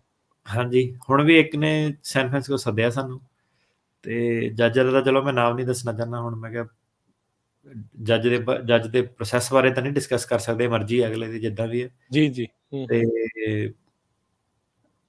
ਹੁੰਦਾ ਤਾਂ ਕੁਛ ਨਹੀਂ, ਬਸ ਇਹ ਹੈ ਕਿ ਜਿਹੜਾ ਆਣਾ-ਜਾਣਾ ਨਾ, ਉਹ ਇੱਕ ਤਾਂ ਇਹ ਹੈ, ਸਭ ਤੋਂ ਪਹਿਲੀ ਗੱਲ ਤਾਂ ਇਹ ਹੈ ਵੈਬਐਕਸ ਦੀ ਕਿ ਕਲਾਇੰਟ ਨਾਲ ਬੈਠਾ ਵਕੀਲ ਦੇ ਆਫਿਸ ਦੇ ਵਿੱਚ, ਜੇ ਜਿੰਨਿਆਂ ਦਾ ਪੁੱਛੋ ਉਹਨਾਂ ਨੂੰ, ਉਹ ਸਾਰੇ ਇਹੀ ਕਹੋਗੇ ਕਿ ਮੈਂ ਚੰਗਾ ਹੋਇਆ ਮੇਰੀ ਵੈਬਐਕਸ ਹੋਈ, ਮੈਂ ਜ਼ਿਆਦਾ ਕੰਫਰਟੇਬਲ ਸੀਗਾ ਕਿਉਂਕਿ ਬਿਲਕੁਲ ਵਕੀਲ ਦੇ ਨਾਲ ਹੀ ਬੈਠਾ, ਤੇ ਉਹ ਕੰਪਿਊਟਰ ਰਾਹੀਂ ਜਿਹੜਾ ਸੀਗਾ ਜੱਜ ਨੂੰ, ਸਰਕਾਰੀ ਵਕੀਲ ਨੂੰ, ਸਾਰਿਆਂ ਨੂੰ ਵੇਖ ਰਿਹਾ। ਤੇ ਉਹ ਇਹਨਾਂ ਨਾ ਡਰ, ਹੁਣ ਕਈ ਬੰਦੇ ਨਰਵਸ ਹੁੰਦੇ ਆ, ਸਪੈਸ਼ਲੀ ਯੰਗ ਬੰਦੇ ਕਈ ਨਰਵਸ ਹੋ ਜਾਂਦੇ ਆ। ਸੋ ਇਦਾਂ ਕਿ ਜਦੋਂ ਕੰਪਿਊਟਰ ਤੇ ਉਹ ਇੱਕ ਦੇਖਦੇ ਆ, ਚਲੋ ਠੀਕ ਹੈ, ਹੈਗਾ ਜੱਜ ਹੀ ਆ, ਜੋ ਵੀ ਆ, ਹੂੰ, ਪਰ ਹੂੰ, ਹੂੰ। ਕਹਿ ਲਓ ਕੰਪਿਊਟਰ ਲੈਪਟਾਪ ਤੇ ਥੋੜਾ ਜਿਹਾ ਡਰ ਉਹਨਾਂ ਦਾ, ਮੈਂ ਦੇਖਿਆ ਕਿ ਇੰਨੇ ਜ਼ਿਆਦਾ ਨਰਵਸ ਨਹੀਂ ਹੁੰਦੇ ਵਰਸੇ ਜਦੋਂ ਹੁਣ ਬੰਦਾ ਕੋਰਟ ਕਟਹਿਰੇ ਦੇ ਵਿੱਚ ਜਾਂਦਾ, ਉੱਥੇ ਬਹਿੰਦਾ ਫਿਜ਼ੀਕਲੀ ਜਾ ਕੇ। ਸਾਰਾ ਇੱਕ ਤਾਂ ਟਾਈਮ ਦਾ ਦੇਖੋ ਕਿ ਵੱਡੇ ਸ਼ਹਿਰ ਜਾਣਾ, ਸੈਨ ਫਰਾਂਸਿਸਕੋ, ਪਾਰਕਿੰਗ ਲਾਣੀ ਉੱਥੇ, ਫਿਰ ਇਹ ਡਰ ਹੈ ਕਿ ਪਤਾ ਨਹੀਂ ਪਹੁੰਚੂਗਾ ਬੰਦਾ ਟਾਈਮ ਤੇ, ਨਹੀਂ ਪਹੁੰਚੂਗਾ, ਹੋਰ ਸਾਰੀਆਂ ਚੀਜ਼ਾਂ। ਤੇ ਉਹ ਜਿਹੜਾ ਫਿਰ ਵਕੀਲ ਦੇ ਨਾਲ ਨਹੀਂ, ਉੱਥੇ ਜਿਹੜਾ ਰਿਸਪੋਂਡੈਂਟ ਉਹ ਬਹਿੰਦਾ, ਉਹ ਕਈ ਵਾਰੀ ਉਹਨੂੰ ਕਟਘਰੇ 'ਚ ਸਾਈਡ ਤੇ ਬਿਠਾ ਦਿੰਦੇ ਆ ਕਿ ਉੱਥੇ ਜਾ ਕੇ ਉਹਦੀ ਜਵਾਬਦੇਹੀ ਜਿਹੜੀ ਉਹ ਹੁੰਦੀ ਆ। ਤੇ ਉਹਦੇ ਵਿੱਚ ਇਹ ਹੈ ਕਿ ਬੰਦਾ ਨਰਵਸ ਜਿਹੜਾ ਜ਼ਿਆਦਾ ਹੁੰਦਾ, ਸਰਕਾਰੀ ਪੂਰਾ ਪ੍ਰੋਪਰ ਜਿਹੜਾ ਕੋਰਟ ਰੂਮ ਵਰਗਾ ਮਾਹੌਲ ਜਿਹੜਾ ਕਹਿ ਲਓ ਬਣਿਆ ਹੋਇਆ ਹੁੰਦਾ। ਤੇ ਇਸ ਲਈ ਇਹ ਹੈ ਕਿ ਵੈਬਐਕਸ ਮੇਰੇ ਹਿਸਾਬ ਨਾਲ ਤਾਂ ਬੈਟਰ ਆ। ਆਪਣੇ ਇੱਕ ਵੈਬਐਕਸ ਤੇ ਨੋਰਮਲ ਹੀਅਰਿੰਗ 'ਚ ਇਹ ਹੈ ਕਿ ਹੁਣ ਜੇ ਸੈਨ ਫਰਾਂਸਿਸਕੋ ਦਾ ਜਾਣਾ ਬੰਦੇ ਨੇ, ਆਉਣ ਜਾਣ ਦੇ ਤੁਸੀਂ ਲਾ ਲਓ 3 ਘੰਟੇ, ਪਾਰਕਿੰਗ ਪੂਰਕਿੰਗ ਇਹ ਉਹ 1 ਘੰਟਾ ਉਹਦਾ ਲਾ ਲਓ, ਸੋ 4 ਘੰਟੇ ਚੱਲ ਗਏ, ਰਾਈਟ। ਸੋ ਉਹੀ ਆ, ਬੰਦਾ ਕੰਮ ਵੱਲ ਫੋਕਸ ਜ਼ਿਆਦਾ ਕਰ ਸਕਦਾ। ਜੇ ਹੀਅਰਿੰਗ ਹੁਣ ਇੱਕ ਅੱਧੀ ਤੁਹਾਡੀ 2 ਪੈ ਗਈਆਂ ਉੱਥੇ, ਤਾਂ ਤੁਹਾਡਾ ਇਹ ਹੈ ਕਿ ਸਾਰਾ ਦਿਨ ਫਿਰ ਆਉਣ ਜਾਣ ਵਾਲਾ ਬੜਾ ਕੰਮ ਜਿਹੜਾ ਉਹ ਖਰਾਬ ਹੁੰਦਾ। ਤੇ ਜੱਜਾਂ ਦਾ ਵੀ ਇਹੀ ਕਹਿਣਾ ਵਾ, ਕਈ ਜੱਜ ਮਜ਼ਾਕ 'ਚ ਇਹੀ ਕਹਿੰਦੇ ਬਾਕੀਆਂ ਦਾ ਤਾਂ ਪਤਾ ਨਹੀਂ, ਕਹਿੰਦੇ ਤੁਸੀਂ ਮੇਰੇ ਕੋਰਟ 'ਚ ਜਾਣਾ ਤੇ ਚੱਲ ਜਾਓ, ਤੇ ਮੈਂ ਨਹੀਂ ਕਹਿੰਦਾ ਕਦੀ ਕੋਰਟ 'ਚ ਜਾਣਾ। ਸੋ ਜੱਜਾਂ ਨੂੰ ਵੀ ਇਹੀ ਹੈ ਕਿ ਹੁਣ ਸਿਟੀ ਦੇ ਵਿੱਚ ਸੈਨ ਫਰਾਂਸਿਸਕੋ ਉਹਨਾਂ ਨੇ ਵੀ ਪਬਲਿਕ ਟਰਾਂਸਪੋਰਟੇਸ਼ਨ ਯੂਜ਼ ਕਰਨੀ, ਕਈ ਕੁਛ ਕਰਨਾ। ਹੂੰ। ਉਹਨਾਂ ਨੂੰ ਵੀ ਪ੍ਰੈਫਰਡ ਨਹੀਂ ਆ, ਉਹ ਵੀ ਕਈ ਤੇ ਸਪੈਸ਼ਲੀ ਸਰਕਾਰੀ ਵਕੀਲ ਨੂੰ ਵੀ, ਹੈ ਨਾ। ਸਾਰਿਆਂ ਦਾ ਕੰਮ ਸੌਖਾ ਹੋ ਜਾਂਦਾ, ਟਰੈਵਲ ਟਾਈਮ ਉਸ ਦੇ ਵਿੱਚ ਜਿਹੜਾ ਉਹ ਕਾਫੀ ਜ਼ਿਆਦਾ ਬਚਦਾ, ਤੇ ਜਿੱਦਾਂ ਤੁਸੀਂ ਦੱਸਿਆ ਵੀ ਰਿਸਪੋਂਡੈਂਟ ਦੇ ਲਈ ਵੀ ਥੋੜਾ ਕੌਨਫੀਡੈਂਸ ਉਹਦਾ ਵੱਧਦਾ ਆ। ਸੋ ਇਹ ਬੇਸਿਕਲੀ ਸਲਾਹ ਇਹੀ ਹੈ ਵੀ ਜੇ ਆਪਸ਼ਨ ਆ ਤਾਂ ਫਿਰ ਵੈਬਐਕਸ ਵਾਲਾ ਹੀ ਕੀਤਾ ਜਾਵੇ।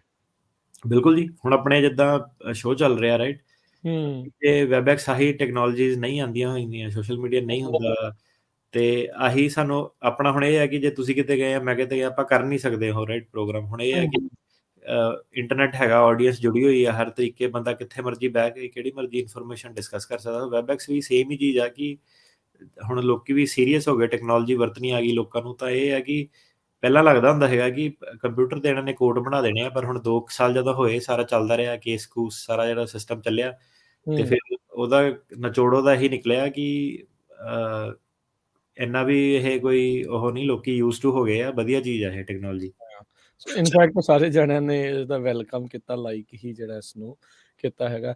ਨਵੇਂ ਕਿੰਨੇ ਕੁ ਇਮੀਗ੍ਰੇਸ਼ਨ ਜੱਜ ਹਾਇਰ ਕਰਨ ਬਾਰੇ ਕੁਛ ਹੈ, ਕੋਈ ਦੱਸਦੇ ਨੇ ਵੀ ਕਿੰਨੇ ਕੁ ਹੋਰ ਹਾਇਰ ਕਰ ਰਹੇ ਨੇ? ਪਤਾ ਨਹੀਂ, ਮਤਲਬ ਕੇਸ ਕੋਰਟ ਦੇ ਹਿਸਾਬ ਨਾਲ ਡਿਪੈਂਡ ਕਰਦਾ। ਕੌਂਕੜ ਦੇ ਵਿੱਚ ਤਾਂ ਕਹਿੰਦੇ ਸੀ ਫੁੱਲ ਫਲੈਜ ਉਹਨਾਂ ਨੇ ਕਰਨੇ 10-15 ਠੀਕ ਹੈ। ਜੱਜ ਤੋਂ ਜ਼ਿਆਦਾ ਕਰਨੇ ਆ, ਹੂੰ, ਤੇ ਸੈਕਰਾਮੈਂਟੋ ਦਾ ਦੇਖਦੇ ਆ, ਉਹਨੂੰ ਹੁਣ ਕਹਿੰਦੇ ਸ਼ਾਇਦ ਛੋਟਾ ਕਰ ਦੇਣਾ ਕੋਰਟ ਨੂੰ। ਠੀਕ ਹੈ। ਤੇ ਸੈਨ ਹੋਜ਼ੇ ਵੀ ਤੁਸੀਂ ਦੱਸ ਰਹੇ ਸੀ, ਉੱਥੇ ਵੀ ਸ਼ਾਇਦ ਕਰਨਾ ਇਹਨਾਂ ਨੇ। ਸੈਨ ਹੋਜ਼ੇ ਦਾ ਜੱਜ ਨੇ ਤਾਂ ਇੱਕ ਦੱਸਿਆ ਸੀਗਾ, ਐਲਐਮ ਗਿਆ ਸੀਗਾ, ਕਹਿੰਦੀ ਸੈਨ ਹੋਜ਼ੇ ਕੋਰਟ ਕਰਨਾ। ਫਿਰ ਮੈਂ ਬਾਕੀ ਜੱਜਾਂ ਤੋਂ ਪੁੱਛਿਆ ਜਦੋਂ, ਕਹਿੰਦੇ ਸੈਨ ਹੋਜ਼ੇ ਦੀ ਇਨਫੋਰਮੇਸ਼ਨ ਨਹੀਂ, ਪਰ ਕੌਂਕੜ ਵਾਲਾ ਕੋਰਟ ਜ਼ਰੂਰ ਕਰਨਾ ਇਹਨਾਂ ਨੇ 2023 ਦੇ ਵਿੱਚ। ਠੀਕ ਹੈ। ਸੋ ਅਗਲੇ ਸਾਲ ਦੇ ਕੀ ਚੈਲੰਜਸ ਤੁਹਾਨੂੰ ਲੱਗਦੇ ਆ? ਕਿਹੜੀਆਂ ਜਿਹੜੇ ਕੇਸਿਸ ਦੇ ਜਿਹੜੇ ਆਧਾਰ ਹੁੰਦੇ ਆ ਵੀ ਉਹ ਲੱਗਦਾ ਵੀ ਅਜੇ ਵੀ ਚੈਲੰਜਿੰਗ ਜਿਹੜੇ ਉਹ ਉਸ ਦੇ ਵਿੱਚ ਰਹਿਣੇ ਆ? ਰੀਲੋਕੇਸ਼ਨ ਦਾ ਮੁੱਦਾ ਰਹਿਣਾ ਹਮੇਸ਼ਾ, ਠੀਕ। ਤੇ ਸਪੈਸ਼ਲੀ ਕਈ ਹੁਣ ਜਿੱਦਾਂ ਕੇਸ ਸੀਗੇ ਪੋਲੀਟੀਕਲ ਓਪੀਨੀਅਨ ਵਾਲਾ, ਤਾਂ ਕੇਸ ਦੇ ਵਿੱਚ ਥੋੜ੍ਹਾ ਜਿਹਾ ਰੀਲੋਕੇਸ਼ਨ ਦਾ ਆਰਗਿਊ ਕਰਨਾ ਸੌਖਾ ਹੁੰਦਾ, ਪਰ ਕਈਆਂ ਦੇ ਬਾਬੇ-ਬੂਬੇ ਵਾਲੇ ਜਿਹੜੇ ਕੇਸ ਸੀਗੇ, ਬਾਬੇ-ਬੂਬੇ ਅੰਦਰ ਹੋ ਗਏ ਆ, ਬਾਬਿਆਂ ਦੇ ਚਲੋ ਹੁਣ ਕੀ ਨਾਮ ਲੈਣੇ ਆ, ਸਾਰੇ ਇੱਕੋ ਜਿਹੇ ਨਹੀਂ ਹੁੰਦੇ, ਪਰ ਬਥੇਰੇ ਜਿਹੜੇ ਹੈਗੇ ਆ ਇੱਕੋ ਜਿਹੇ ਵੀ ਹੁੰਦੇ ਆ। ਸੋ ਬਾਬੇ-ਬੂਬੇ ਵਾਲੇ ਕਾਫੀ ਜਿਹੜੇ ਲੋਕਾਂ ਦੇ ਕੇਸ ਆ, ਤੇ ਉਹਨਾਂ ਦੇ ਵਿੱਚ ਜਿਹੜੀ ਹੈਗੀ ਰੀਲੋਕੇਸ਼ਨ ਦਾ ਮੁੱਦਾ ਜਿਹੜਾ ਹੈਗਾ ਉਹ ਸੋਲਵ ਕਰਨਾ ਥੋੜ੍ਹਾ ਜਿਹਾ ਔਖਾ। ਉਹ ਕਹਿੰਦੇ ਤੁਸੀਂ ਦੂਜੇ ਪਾਸੇ ਕਿਉਂ ਨਹੀਂ ਚੱਲ ਜਾਂਦੇ? ਹੁਣ ਬਾਬਿਆਂ ਦੀ ਇੰਨੀ ਪਕੜ ਤਾਂ ਹੈ ਨਹੀਂ ਕਿ ਪੂਰੇ ਇੰਡੀਆ 'ਚ ਲੱਭ ਸਕਦੇ ਆ। ਹੂੰ। ਤੇ ਇਸ ਤੋਂ ਇਲਾਵਾ ਨਿਊਯਾਰਕ ਦਾ ਜਿੱਦਾਂ ਲਾਅ ਐਕਸਪਲੇਨ ਕੀਤਾ ਸੀਗਾ ਕਿ ਉਹਦੇ ਵਿੱਚ ਉਹ ਕਹਿੰਦੇ ਕਿ ਸਰਕਾਰੀ ਜਿਹੜੀ ਪਾਰਟੀ ਦੇ ਮੈਂਬਰ ਆ ਉਹ ਸਰਕਾਰ ਨਹੀਂ ਹੁੰਦੇ ਆ, ਤੇ ਉਹਦੇ ਵਿੱਚ ਪੁਲਿਸ ਵਗੈਰਾ ਜਦੋਂ ਨਹੀਂ ਇਨਵੋਲਵ ਹੁੰਦੀ, ਤੇ ਜਿਹੜੇ ਦੂਜੇ ਸਿਰਫ ਪਾਰਟੀਬਾਜ਼ੀ ਵਾਲੇ ਜਿਹੜੇ ਝਗੜੇ ਆ, ਉਹਨੂੰ ਉਹਦੇ ਵਿੱਚ ਰੀਲੋਕੇਸ਼ਨ ਦਾ ਮੁੱਦਾ ਨਿਊਯਾਰਕ ਦੇ ਵਿੱਚ ਰਹਿਣਾ ਹੀ ਰਹਿਣਾ ਜਦੋਂ ਤੱਕ Singh versus Garland second circuit ਦਾ ਕੇਸ ਜਿਹੜਾ ਹੈਗਾ। ਠੀਕ ਹੈ। ਨੈਕਸਸ ਦਾ ਮੁੱਦਾ ਕਿ ਤੁਹਾਡੀ ਜਿਹੜੀ ਗਤੀਵਿਧੀਆਂ ਸੀਗੀਆਂ ਉਹਦਾ ਤੁਹਾਨੂੰ ਹੁਣ ਨੁਕਸਾਨ ਪਹੁੰਚਾਉਣਾ ਉਹਨਾਂ ਕੀ ਲਿੰਕ ਹੈਗਾ। ਸੋ ਇਹਦੇ ਵਿੱਚ ਉਹ ਇਹੀ ਦੇਖਦੇ ਆ ਕਿ ਹੁਣ ਬੰਦਿਆਂ ਨੇ ਬਾਰਡਰ ਤੇ ਬਿਆਨ ਦਿੱਤੇ ਕਿ ਤਾਂ ਰੀਅਲ ਕੇਸ ਦੀ ਤੁਹਾਨੂੰ ਗੱਲ ਦੱਸਦਾ ਕਿ ਉਹ ਕਹਿੰਦਾ ਗਤੀਵਿਧੀਆਂ ਕੀ ਆ, ਉਹਨੇ ਕਹਿਣਾ ਅਸੀਂ ਝਾੜੂ ਪੋਚਾ ਖਾਣਾ ਪੀਣਾ ਦੇਤਾ, ਕੁਰਸੀਆਂ ਲਾਤੀਆਂ, ਜੂਸ ਪਿਲਾਤਾ ਲੋਕਾਂ ਨੂੰ, ਤੇ ਉਹ ਹੋਇਆ 2014 ਦੇ ਵਿੱਚ, ਤੇ ਹੁਣ ਆਪਣਾ 2022 ਚੱਲਣ ਦਿਆ, ਤੇ ਉਹ ਕਹਿੰਦਾ ਕਿ ਹੁਣ ਤੈਨੂੰ ਕਿਉਂ ਲੱਭਦੇ? ਉਦੋਂ ਬਿਆਨਾਂ ਦੇ ਵਿੱਚ ਪੁੱਛਿਆ ਕਿ ਕਿੰਨੀ ਵਾਰੀ ਗਤੀਵਿਧੀਆਂ ਤੁਸੀਂ ਕੀਤੀ ਹੋਣੀਆਂ ਟੋਟਲ, ਤਾਂ ਬੰਦਾ ਕਹਿੰਦਾ ਇਹ ਮੈਂ 3-4 ਵਾਰੀ ਕੀਤੀਆਂ ਹੋਣੀਆਂ, ਰਾਈਟ, ਜਾਂ ਸਾਲ 'ਚ ਕਿੰਨੀ ਵਾਰੀ ਕਰਦਾ? ਇੱਕ ਅੱਧੀ ਵਾਰੀ ਕਰਦਾ। ਟਾਈਟਲ ਕੀ ਸੀਗਾ? ਮੈਂ ਆਰਡੀਨਰੀ ਜਿਹਾ ਵਰਕਰ ਸੀਗਾ। ਤੇ ਹੁਣ ਉਹਦੇ ਕੋਲ ਫਿਰ ਸਵਾਲ ਲਿਖਿਆ ਜਾਂਦਾ ਕਿ ਹੁਣ ਬਈ ਨੈਕਸਸ ਤੈਨੂੰ ਹੁਣ ਕਿਉਂ ਲੱਭ ਰਹੇ ਆ ਇੱਥੇ 2022 ਦੇ ਵਿੱਚ, ਕਿਉਂ ਲੱਭ ਰਹੇ ਆ? ਕੀ ਚੱਕਰ ਹੈਗਾ? ਜੀ। ਇੰਨਾ ਵੀ ਕਿਹੜਾ ਮਹਾਨ ਕੰਮ ਕੀਤਾ ਤੂੰ ਕਿ ਹੁਣ ਵੀ ਤੈਨੂੰ ਲੱਭ ਰਹੇ ਆ? ਜਾਂ ਤੇ ਦੂਜਾ ਇਹ ਹੈਗਾ ਕਿ ਰਿਲੀਜਨ ਨਾਲ ਜਾਂ ਪੋਲੀਟੀਕਲ ਓਪੀਨੀਅਨ ਨਾਲ ਕੀ ਰਿਲੇਸ਼ਨ ਹੈਗਾ ਤੇਰੀ ਸਟੋਰੀ ਦਾ, ਤੇਰੇ ਫੈਕਟਸ ਦਾ, ਕਿ ਕਿਹੜੇ ਹਿਸਾਬ ਨਾਲ ਇਹ ਅਸਾਲਮ ਦੀ ਗਰਾਊਂਡ ਜਿਹੜੀ ਬਣਦੀ ਆ। ਸੋ ਕਈ ਕੇਸਾਂ ਦੇ ਵਿੱਚ ਜੱਜ ਫਿਰ ਕਹਿ ਦਿੰਦੇ ਆ ਕਿ ਇਹ ਜਿਹੜੀ ਇਹਦੀ ਗਤੀਵਿਧੀਆਂ ਸੀਗੀਆਂ ਇਸ ਲੈਵਲ ਦੀਆਂ ਨਹੀਂ ਸੀਗੀਆਂ ਕਿ ਸਾਨੂੰ ਲੱਗਦਾ ਕਿ ਹੁਣ ਵੀ ਇਹਨੂੰ ਕੋਈ ਲੱਭ ਰਿਹਾ।